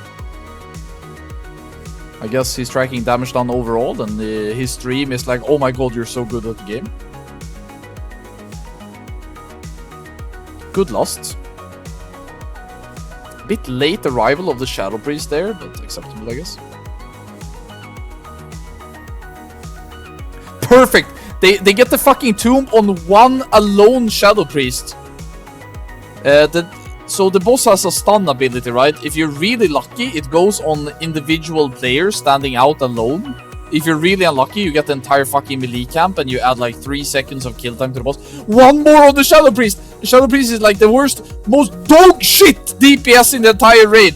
This is the dream. 2 stuns on the lowest DPSing character. Oh my god, dude. Let's go draft Kings after this. You're about to win big today. Let's go, dude. This should be a really good Hydros, actually. Perfect RNG. Oh, Undulatus hasn't even finished playing yet.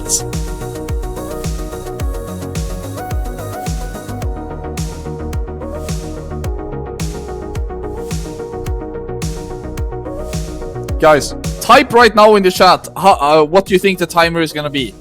I'm gonna predict that it's gonna be -3. 3 seconds. I think.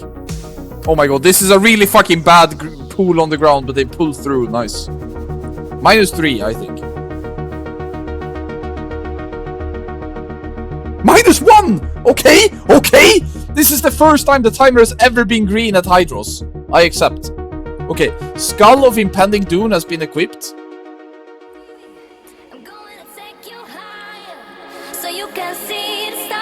Nice, parachute, perfect. What the fuck did that guy do? He jumped wrong, or? Okay, so this is the first potential brick. This Pharaoh Druid cannot be found by mobs, or it's so fucked now. Nice, distract, perfect. Adam Cook saving everyone. So they're gonna kill this now. This Druid is still not found by any mobs. Then they're all gonna commit Sudoku over here. Oh, DI. Fucking putting DI on his Holy Pala so the Holy Pala can't do shit. Nice, dude. Mass Res, not cast yet, I think. Mass Res being cast. Why is the Rogue not dead? Why is the Rogue not dead? He fucking, did he feign, did he fake death or something? Cheat death? What? Did he not have Skull equipped?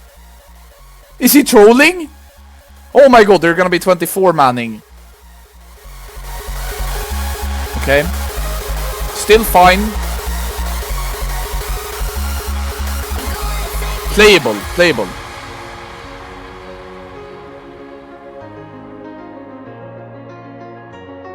Oh, mobs TPing. This is why they wiped last time. Bubble by Holy Palace Via. Oh my god, Moon King fucking rip. The rogue that was gonna skip is ghost now. He's running back into the raid. Absolute fucking dead weight. Oh my god, there's so much raid damage. Tranks, double trank used. Trank is raid wide in this Chinese version. It's not group wide. Very good, very good. Hunter has been rest. Innovate on the fucking Hunter. Why the fuck not? Okay, it's safe. It's safe. Holy, that was such a potential brick. Okay, this rogue, he's just fucking gone, bro. This guy is, he's not playing the game. It's okay. But we are playing the game. I have no idea what the timer is gonna look like, considering that they're gonna be 24 manning instead of 25, and they had one guy dying on the pool. Oh my god, they don't have tracks now for the mass bleeds. This is a terrible fucking bleed situation without any healing CDs, because they committed so much before. They have raid sack, but they need to hold raid sack. Somehow, nobody is dying anywhere. Nobody's dying. Literally no one. What the fuck? Okay.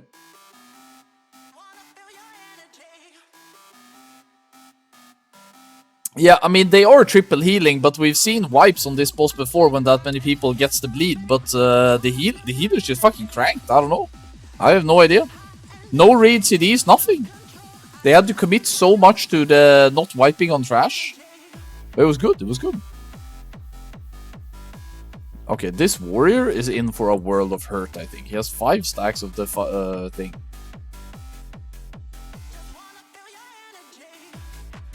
Okay, okay.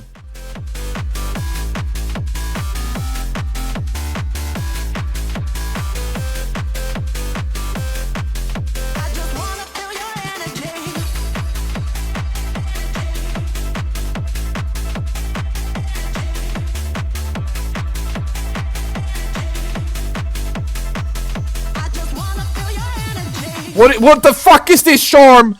Oh my god, they didn't beat the spell of the boss because they're missing like this guy, bro.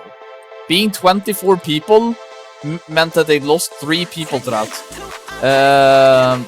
Lex Druid, Combat Rest possibly, plus 3. Fuck, dude. Okay, so this next segment is really good by the Chinese. This corridor and the next trash pack is really impressive. The Pharaoh Druid is being rest right now. They're losing like 20 plus seconds here. This is really painful. I wonder how much time they will be able to get back though. That's what I'm wondering. Let me see here. Can I do this? Sorry guys, I'm gonna try something right now. Production. I think I can make this work.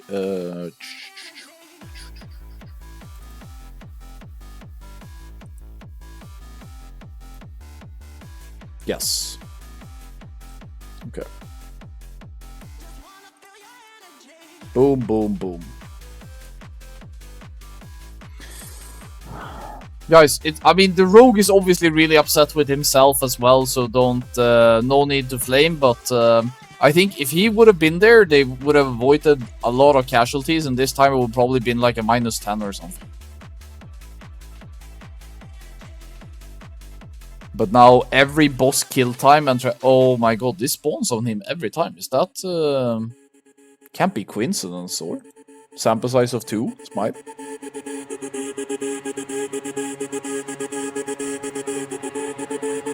People get one shot on this boss. It's just the way it. When the boss is enraged, every single one of his shadow bolts is just a one shot. Yo, the rogue is back now, I think. Or isn't that the rogue sneaking in the corridor?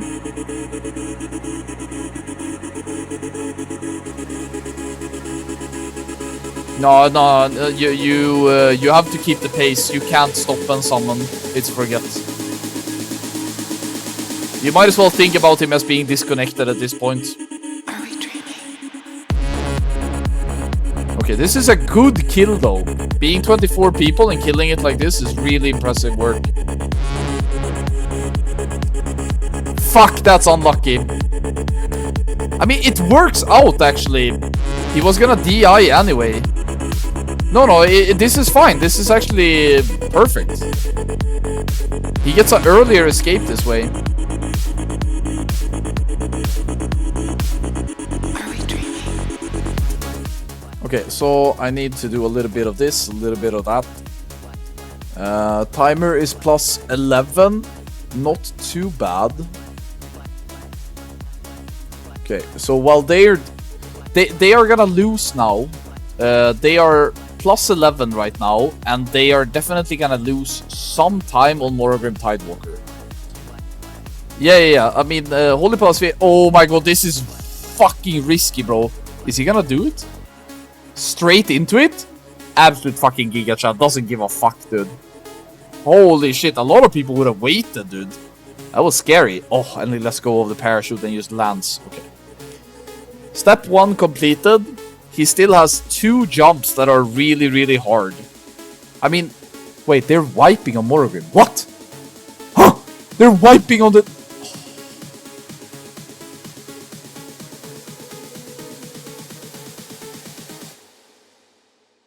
I wasn't even paying that much attention. They're wiping on trash on Morogrim Tidewalker. Oh my god, imagine.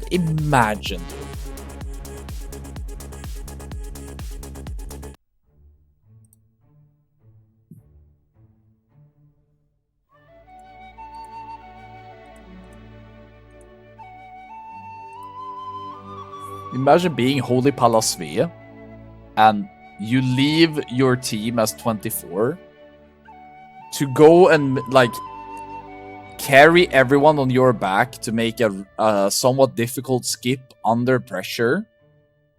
And as you're running on these crack pipes, you hear on voice how everybody starts panicking. You see your raid frames, you're starting to disappear.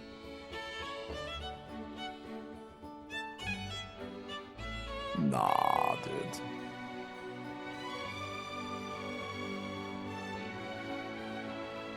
Is it really hard to do that trash without the Holy Paladin? No, they did it on the previous run.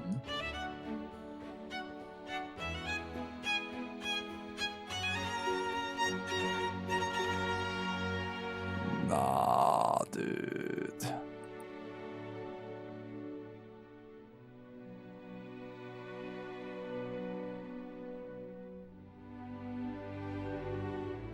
Well, F in the chat, I guess. We're ending the prediction there. Fuck, dude!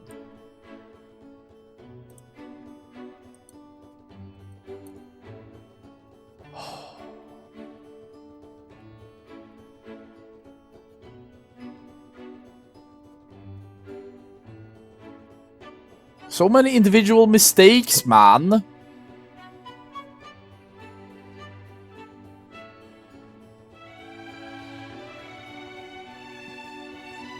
The strat is really fucking good. The execution from many of the players is really top tier. But all it takes is for like one rogue to mess up the unequipment of Skull, or one tank or one clumsy melee to overpull on Morrogrim, and it's disaster, dude. You don't get many shots of this, but it was nice to see that they just completely destroyed Lurker without even worrying about the Sprout. That was good to see. Because that means that we don't... it's just a gear issue in the first run. I like that. I like that. Okay, I'm gonna go take a piss while we wait for them to finish this run up, and then we should have Tempest Keep. So I'm gonna be right back, guys. China is gonna copy the strat. 100% China is gonna copy the strat. But who gives a shit? Best guild wins.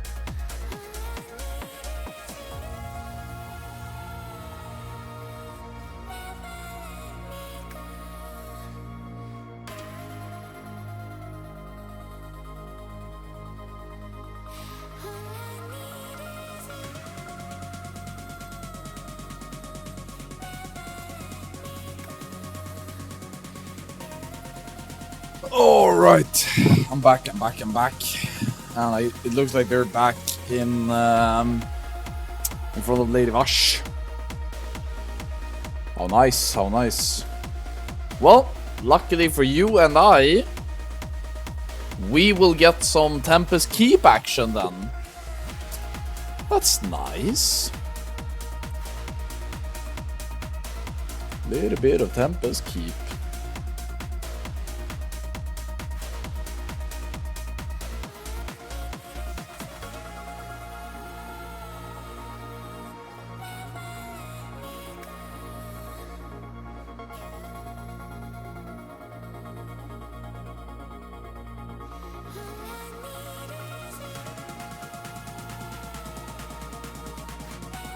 I'm trying to think what they can do differently, but I think it just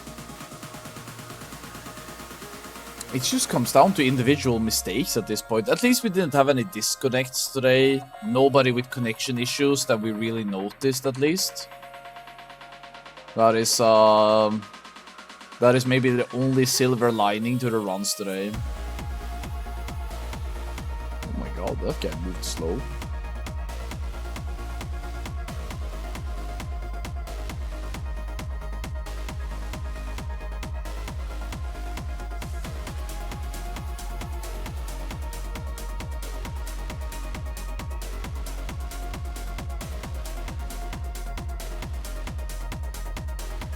But yeah, I guess the other thing that they can do that you can always make a case for is that if you had more geared characters, you could send more runs to give yourself more opportunities of landing the run. But since the phase is only like 10 weeks, it's very hard to get a like full beast out roster and then be able to clone that.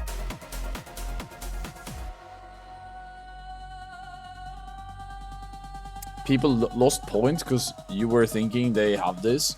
Oh, you're gonna hold me like you're gonna claim I'm giving financial advice on how you spend your channel points. Damn, I am such a charlatan, snake oil salesman, falsely leading my audience into believing when they're all really doubters.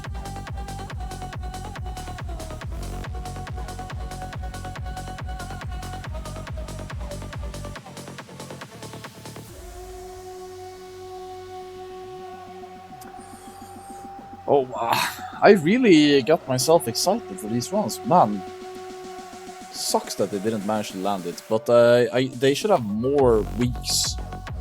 Next week, for sure. Possibly 1 or 2 more after that.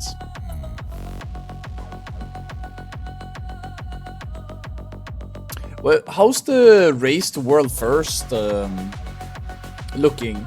Are they setting up their respective local area networks right now? And the studios and stuff? Does it start on Wednesday or something? The Mythic? Or is it Heroic Farm first? Because the Heroic splits are so lame. Oh shit, that's a big fucking trash pack pull. Holy shit, dude. This is where the tank died last time. Yep, Rogue's dead. Okay, I'm lucky. Shield wall is out. Any pains up? No, definitely not. That fear fucking sucks. Human racial to break it is nice though. I feel like the hunter or whoever it is that's in charge of the Strider needs to make sure that the Holy Paladin doesn't get feared like that, because I feel like one Holy Light getting interrupted from a passing through Strider fearing him, even if he has human trinket off GCD, is could spell disaster if the tank dies. So they need to properly secure that the Strider never touches the Holy Paladin, so the Holy Paladin needs to really have a good position there. This was the last run. It's the last run of SSC but we have a Tempest Keep straight after this because yesterday they didn't get locked. I thought they bricked both of the runs, but they actually didn't brick their second run, so their mains can still go for the world record in Tempest Keep. So it's the last Serpent Shrine Caverns, but yeah. Yeah, I don't know, guys. I feel like Serpent Shrine Caverns S tier in terms of speedrunning.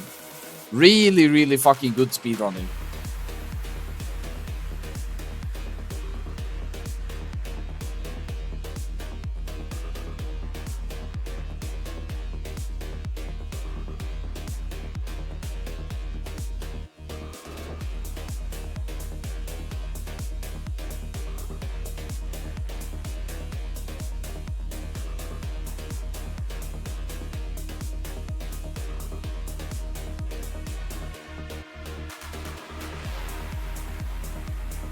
Nice push. I guess it could be... I felt like they waited a bit though before they pulled Lady Vash, so can't really make any meaningful takeaways from the Delta now either. Like this plus 635 is gonna probably increase. But I think if they manage to land it, this is where they could potentially save a lot.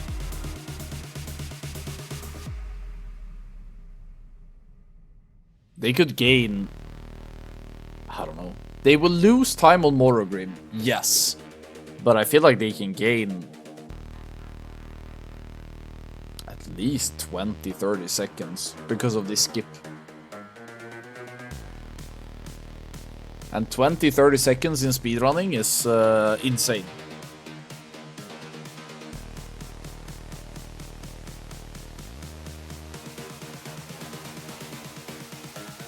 That's a pretty good Vashkin. It's nice.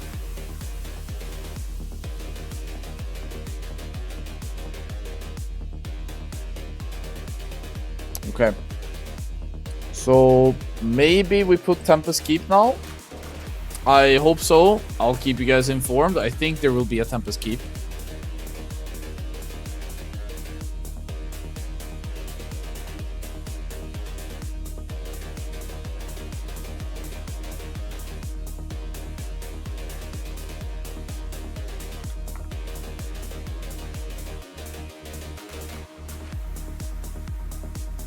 So, in DPS, it doesn't matter what your actual number is. All that matters is what you identify as. If you Yo, why did I cut out the sub sound? Look this, thank you so very much, man.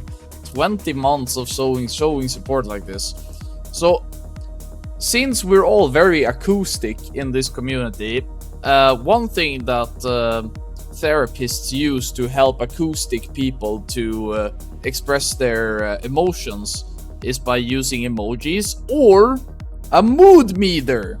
So, I'm thinking, right now I am a little bit low on energy. So if this is the high energy, which I was vibing for like the first maybe and second run of SSC, Tempest Keep will need to bring me up a little bit. But I feel like with good music, I could go further up the mood meter.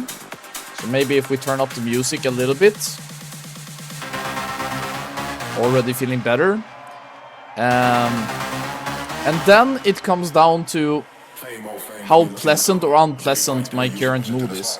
And I feel like I am moving towards pleasant, so we're probably somewhere around it is what it is, or we're so fucking back. I feel like this is where I am right now.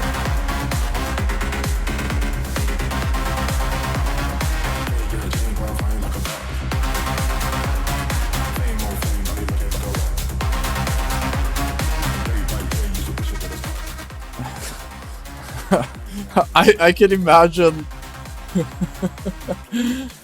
I can imagine Holy Palasve was like in this quadrant at some point. We're back like we never left. True, we're back like we never fucking left, dude. Oh, but thank you so very much, Luctis. I really appreciate the support. It's really endearing and nice to see how many of you guys that stick with me, even though I don't play the game that much right now. Still trying to find ways to keep my passion up for speedrunning and competitive in Classic. Appreciate it, dude.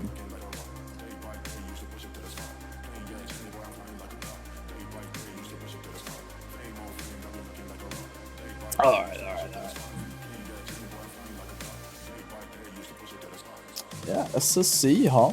SSC turning out to be quite the speedrunning tier. Looks like people already Hearthstoning, so I'm pretty sure we're gonna get Tempest Keep. If you guys were here yesterday, you already know a bit about the Tempest Keep speedrunning. It's really cooked as well. I don't think it's as cooked as Serpent Shrine, but it's pretty fucking hectic. You give me content, I mostly catch it on YouTube, but I gotta support it any ways I can. Oh, that's really nice to hear that you watch my VODs on YouTube. I'll keep uploading them for people like yourself, so people who can't catch me live gets a chance to watch me whenever it suits them.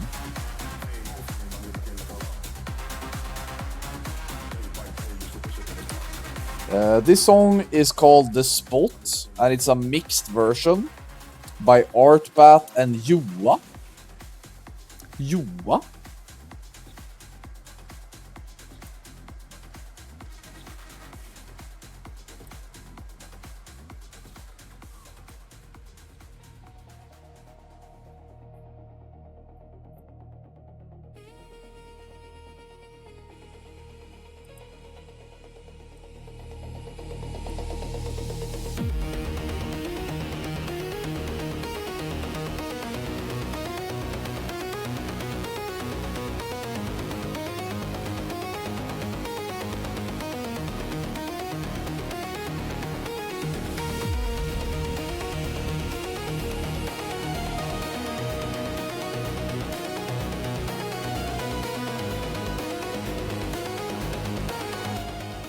Look to say, I wasn't interested in classic speedruns nor their world first race until I saw your shoutcast. Since then, I've been sub.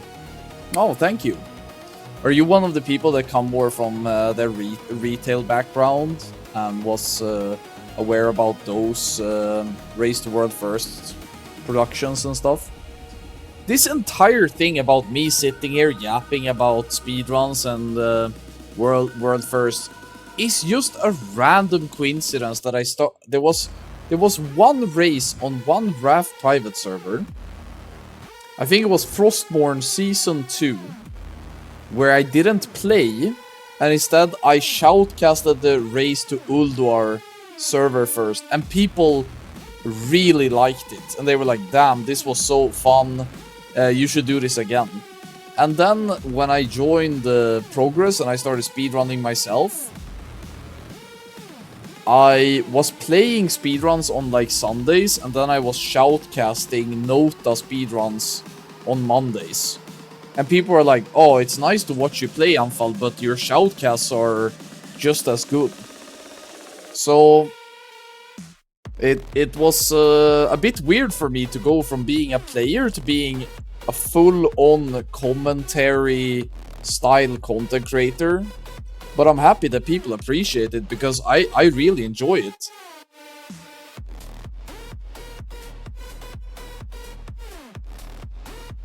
Ajay shouts get us thinking better. Skill is pretty mid. What do you mean? I think I was more than fine as a world first raider in Classic.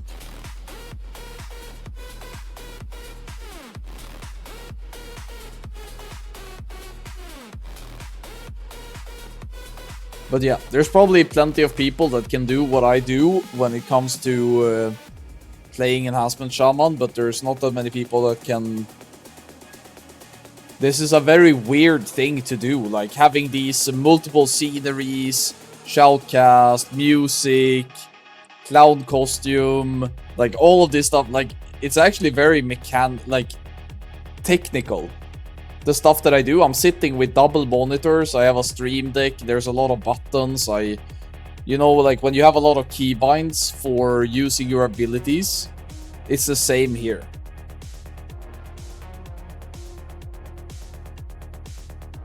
Remus, as I've said it before, I think you could, if you wanted to play at a really high level in retail, like really high. Yeah, I'm pretty sure I have no doubt about that, but you know, that takes a lot of dedication and motivation. I just don't have that, and I'd rather funnel a lot of my drive into other projects right now.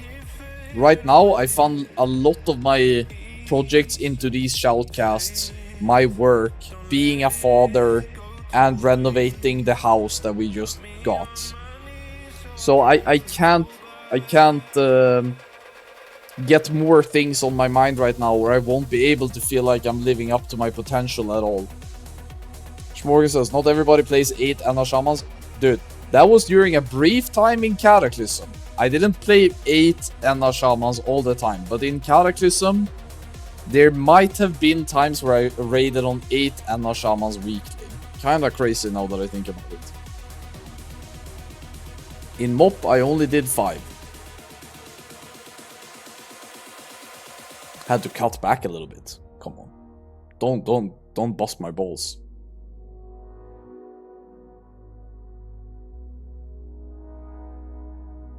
How many are you gonna play during Siege of Orgrimmar? Honestly, I think like 2 or 3. Because I am gonna be doing Siege of Orgrimmar with Holy Death. And it's gonna take us many weeks. But eventually we will kill Garrosh.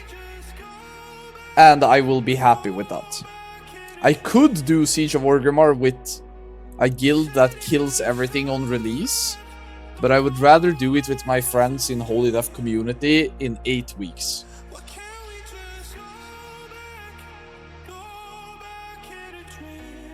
Schmorgan says, I raided on 6 Holy Palace in Wrath, the most fun I've ever had. Even in tier 7, huh? Naxxramas, Obsidian Sanctum, Eye of Eternity. Arguably some of the worst raids in Wrath, I think.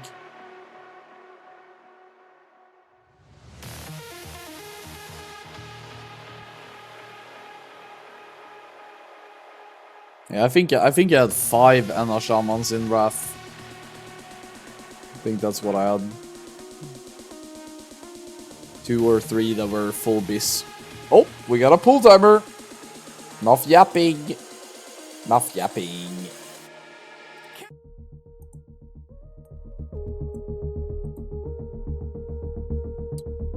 Okay. Rocket Boot, immune, gathering the mobs. He has a free action potion and bubble overlapping into Pains Up.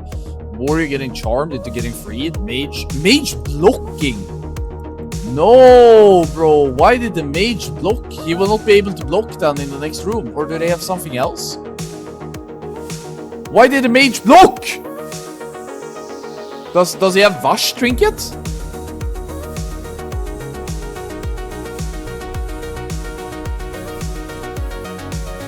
I don't think this mage knows that he doesn't have block. Oh my fucking god, the gameplay. Oh, the absolute pain, bro. What the fuck was that? Like, I don't know, what race does the mage play? Because he could have just used human racial on the CC and then ice block to do the pull like a human. I guess it turned out okay. Yo, Shoop.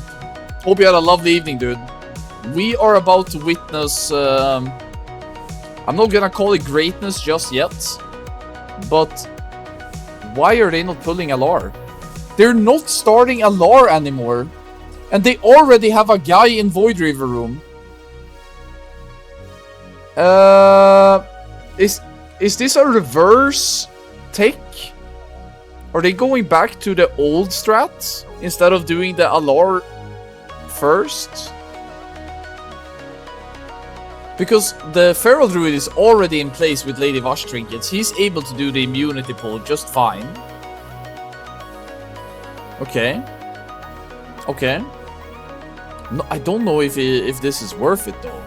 The way the Chinese are doing it is kind of smooth. Okay, so the Feral is gathering them. He's using the Vash trinket, he's sticking down and striking there. Everything is stacked. Oh my fucking god, they got railgunned!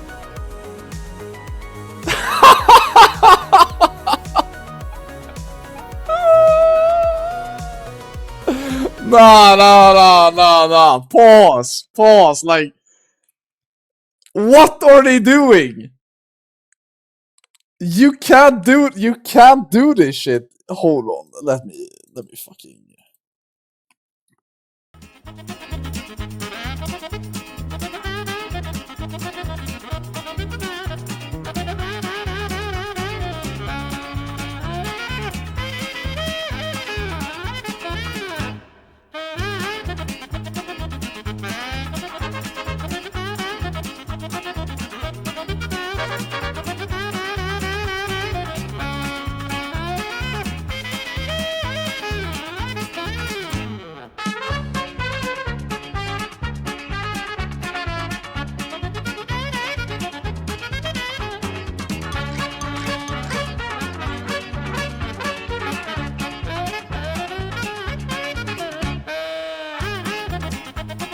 Like, what was that, dude? I didn't think I needed to bring this out today, but holy shit, dude. They did this exact pull weeks ago and they got so punished for it and now they're doing it again. I don't understand. Why do they revert to old strats that doesn't work? Oh, I can't believe we spent fucking 4 hours in Tempest Keep yesterday just to get back here into doing fucking machine gun railgun raid. Is this really the best the West can muster?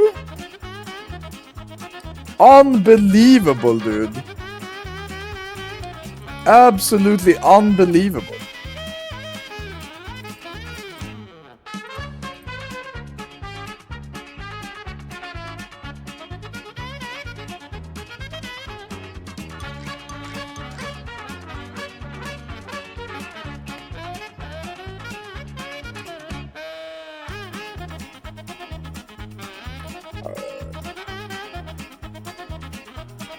Alright, give me a second. We need to build some fucking hype back because that was rough, dude.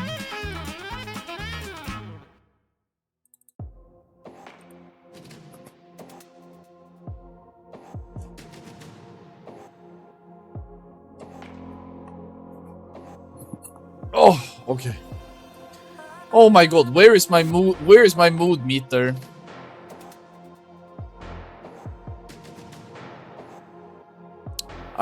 I am pretty high. I'm pretty high on the energy, but I'm really unpleasant. So I would say I'm like here. Somewhere in between fuck it, we ball, and it is what it is, bro. I would say this is me right now. This is where I am on my mood. Not impossible to bounce back from, though. Not impossible. Winnable, even.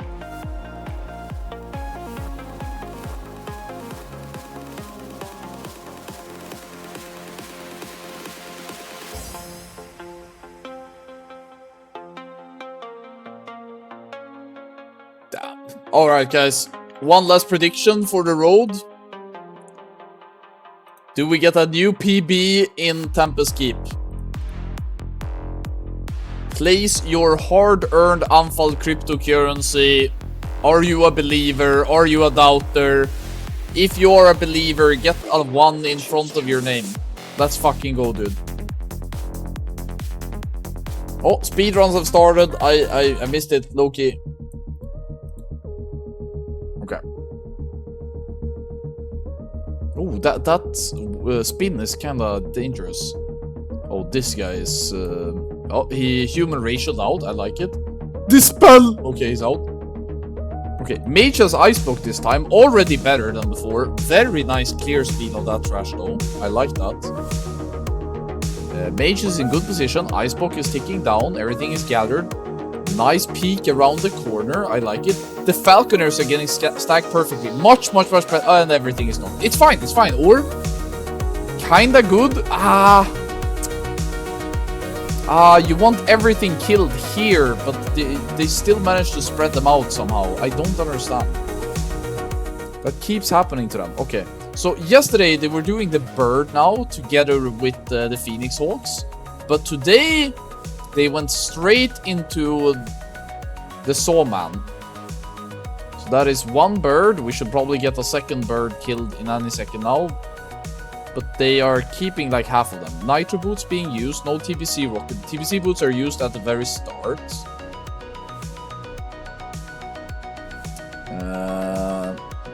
The Feral Druid is sneaking away like that. That's okay. The DPS is really high in the group, which is nice to see. So the mage is in and the third warrior from SSC is out. That's the difference.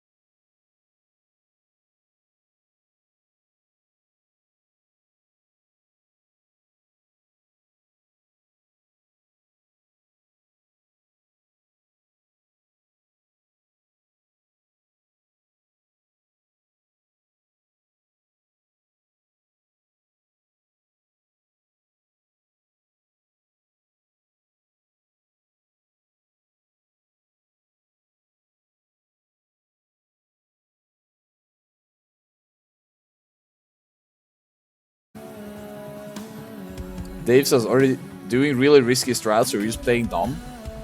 Isn't it beautiful that we can't tell if they're dumb or if they're doing something? It is risky stuff that they're doing. Dreamy says, that's what I tried to say at the rehab center.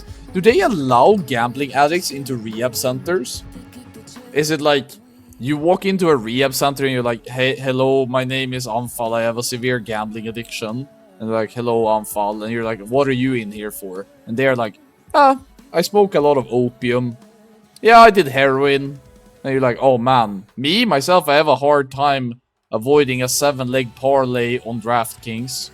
That's my problem.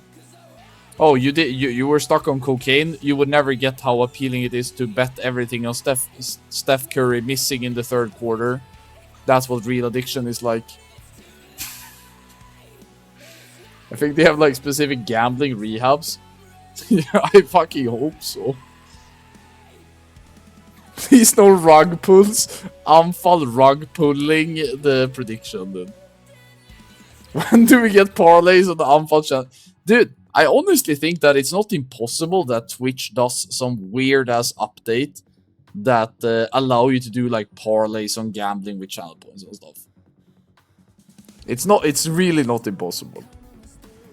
Everything that's American inspired these days are so fucking cooked with gambling mechanics being part of how it functions. It's so stupid, dude. I put everything on Frida Karlsson.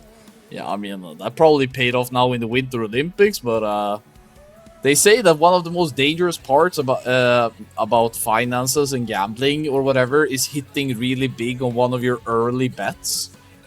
So if you're like a guy in your early 20s and you manage to like find one good stock option, or you manage to put a really good guess into Real Madrid versus fucking Valencia or something, then that is actually not good for you, because now you have this Dunning-Kruger syndrome that you understand something that others don't. So it's actually better if you lose your first big gamble in life than winning. Okay. We go again. Okay. Pre-bopping. Cope. No racial on Drenai, but he gets out. That's nice. Nobody dying on this first trash pack. Already off to a decent start. A lot of big healing CDs used. Early block by the mage. Hug left. Swoop around the corner. Super neatly stacked. I love it, love it, love it. Kill this shit, kill this shit. Don't let it spread out. Perfect, perfect. Keep it there. Excellent, excellent.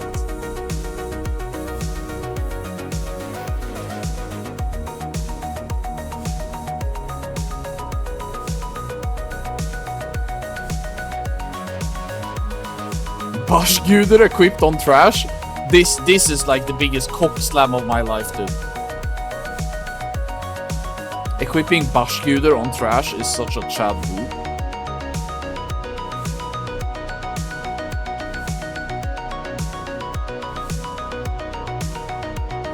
Okay. Quite a long tail here.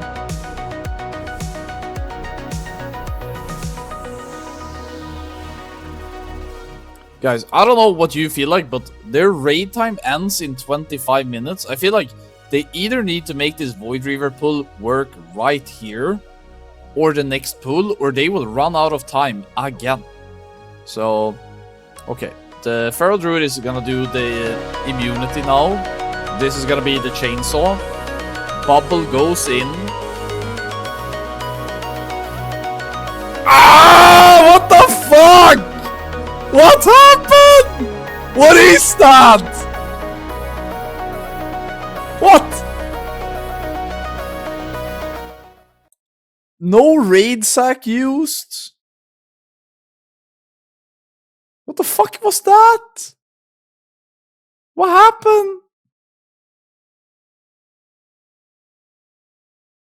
I mean, that's not even cloud music. That's just what the fuck, dude. Yep says it's full random. But why are you doing it like this at all? The Chinese, you send in their Feral Druid. He takes a couple of the chainsaws. It puts the ability on CD. But instead what you guys are doing is that you have a guy sitting in an immunity with an ability with mobs that are like loading up the chainsaws. And then you guys go in and then you get the rat-tat-tat-tat-tat. And you're like, it's just random. It's just RNG anfall, you wouldn't get it. But the Chinese are doing it just fine without immunity. They shouldn't machine gun against, but they machine gun it because you immunity. So they do, like they use if logic, I would guess. So they are like, if target is immune, then don't machine gun. So they're just looking at Feral Druid like this. And then everybody else comes in and they're like, let's fucking go. And then they send everything on you guys as you guys come in. You know? I think the immunity is what causing this to happen over and over. I don't know, I'm just speculating. I'm not doing 2 hours of fucking blackout testing before the raid starts. How can you not know how it works? You're doing 2 hours of testing off stream. Fucking table flip, dude.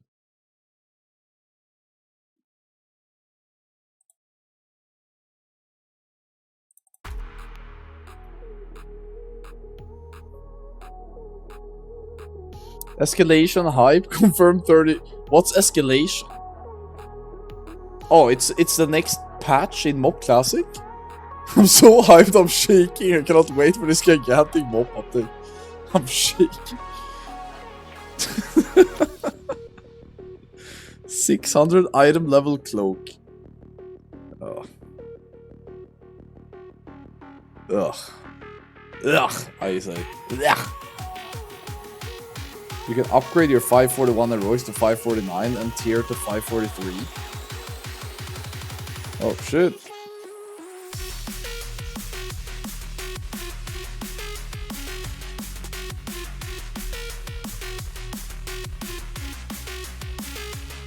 My Windwalker Monk is simming 335k single targets.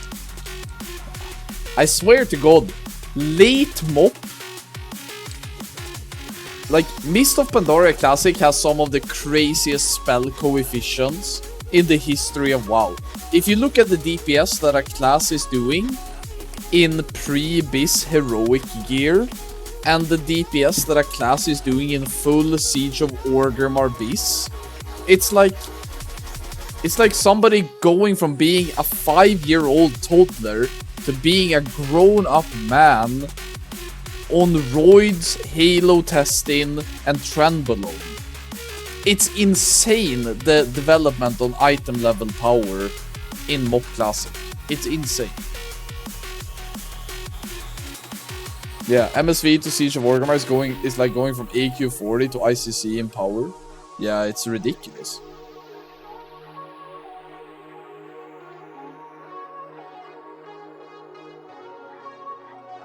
The extra stats for any Roro class is Hug. Hell yeah.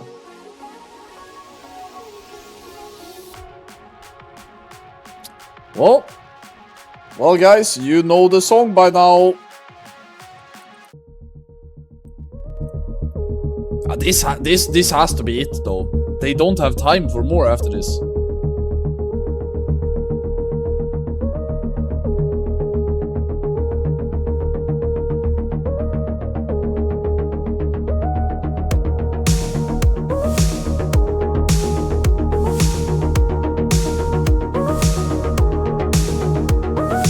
Okay.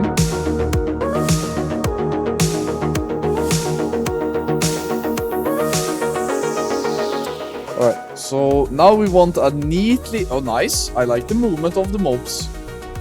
Don't go in too early. Don't fuck this up. Perfect stack. Mage is doing his job. Nice. Nice. Murder everything. Okay, it's already spread out. It's fucked. God damn it.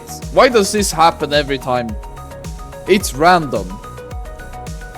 As a core raider of Fast just told us, it's random, guys. There's no determination in this game whatsoever. It's just random.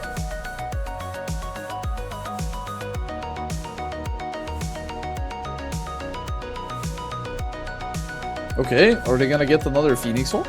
No. No. Skipping that Phoenix Hawk.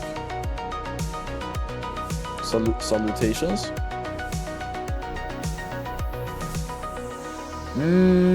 Let's see what they do now. The Pharaoh Druid is not that far in. I see him now. He's not going invis, is he? No. Yo, they're doing the Chinese thing? No, he still has the trinket. He really loves this fucking trinket, dude. Okay, he's dragging it back. He's used immunity. Nice, nice.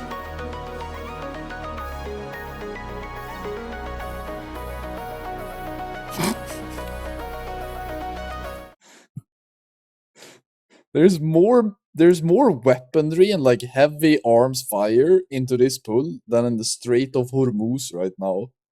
I don't understand why they're doing it like this. I guess it's just random. I guess it's just random, dude.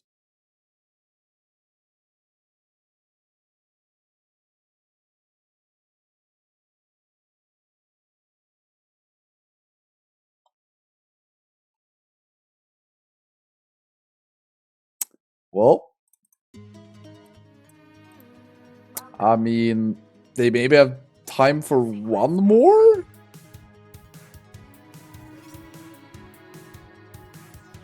Agents just want to listen to Undulatus? Yeah, I guess so. People without Spotify Premium is like, oh man, I really want to hear Undulatus again. Cargera says we had Lurker in SSC. What about a second Lurker in Tempest Keep? But this is not even the same strat as yesterday. Yesterday we had some really interesting, cool ways of doing LR, right? Oh my god, are they about to hit the... I remember now! I remember why they didn't finish yesterday. They did 10 lockouts. So they got locked out. Last hour.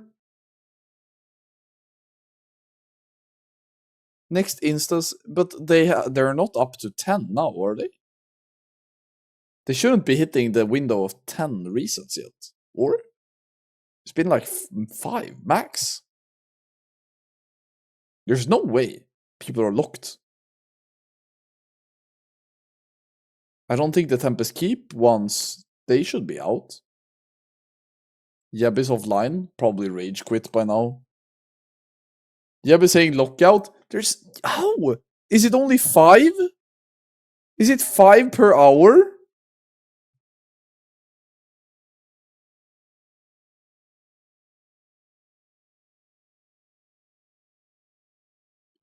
What? I thought it was 10 for sure.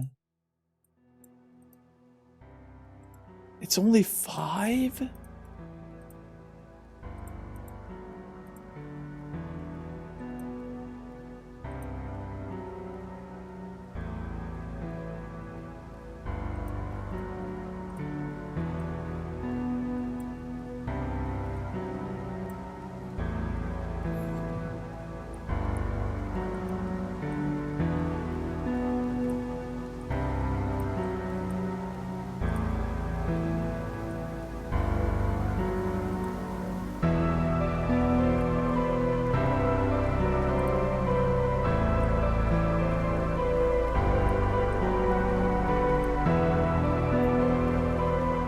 Man, that's sad though.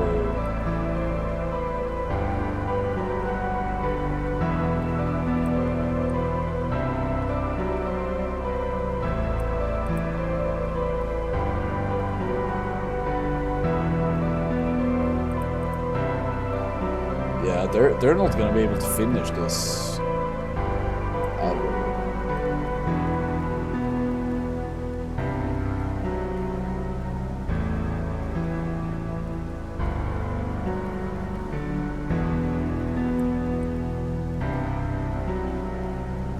We will try against one lockout is up. When is that? Well, how? When is that exactly? Are we talking like half an hour? Are we talking an hour? Or? I'm trying to read. It says 27 minutes or 27? Nah. I am not waiting around 27 minutes past 11 p.m. to watch another fucking railgun fiesta. I'm sorry, guys. I am not gonna sit through that. Holy fuck, the audacity to do that, bro. Nah. I'm calling the stream. There's no. Nay. I had fun, but there are limits, you know? Limits. Another random saw blade, exactly. No, but thank you so much, everybody who kept me company, though. I had a blast tonight. It was really cool to see the SSC take. The prediction, I guess I am just gonna delete the prediction because I am not gonna... you all get your points back because I am not gonna stay around to actually deliver on the truth for it. Yeah, that was a bit sad sad way to end the stream, but I will be back next week. Shoutcasting again. probably Sunday and Monday. Worst case, only Monday. It depends a bit what my real life looks like at the time. But thank you so much, everybody who tuned in. Since they are gonna be waiting around for this, I think I should probably host someone. I am gonna host Yeb, because he is gonna be waiting around for this. /raid Yebber. So yeah, if you guys want to watch in like half an hour how the boys are doing, if they're gonna be able to land the run or not, please do so at Yebber's POV. He's a long-standing community member of mine, and we used to be guildies. Thank you so much, everybody who showed up, and until next time, I am out. Bye, guys.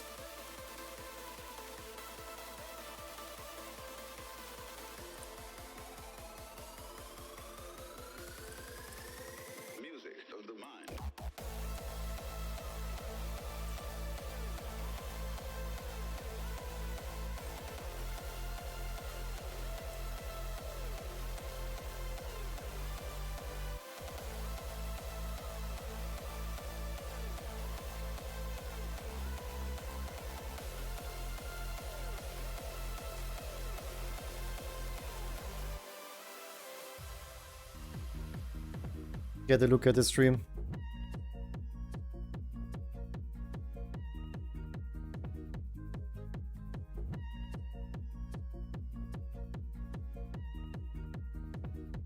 How did you guys like the SSC tech? It's a bit unfortunate, right, to mess the pull up on Morgan, but it looked like a really solid run. We were 11 seconds behind on Morgan, and we were about to save. I think, 30 seconds.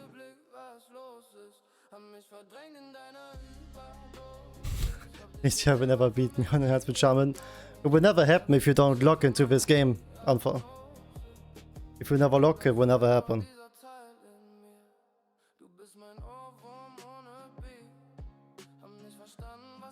But yeah, I was really happy about SSC, honestly. I think I played really well. Don't think I could have played it much better. My movement improved a lot over the past month or so. My movement in these rounds has been improving a lot. I just need to play better with my totems and instant cleave. Since trash dies so fast, you need to decide or plan ahead when it's actually worth to even drop the totem. I'm moving much better than 2 weeks ago. Yeah, I really looked through all of our runs and tried to look where I can improve my movement. SSC, it feels the most noticeable, I think, since the raid is obviously the most movement. But even in Tempest Keep, I think I'm a lot better with my movement now. There's still sometimes where Scarpa just runs so far ahead, where no melee really can catch up, but I think I'm at that point. I don't think I can really play around it much more. But now I need to kind of play around when it's worth it to even get my get my totems out and not. Since I'm also raid buffing, right, with my totems. So it's always a trade-off I have to think about. Sacrificing my own damage for the raid, when it's worth it and when not. Versus the Gladiator Ferret Druid. Off the bat, thank you for streaming. Look forward to next week. Have a good night, Amfor. Thanks for tuning in.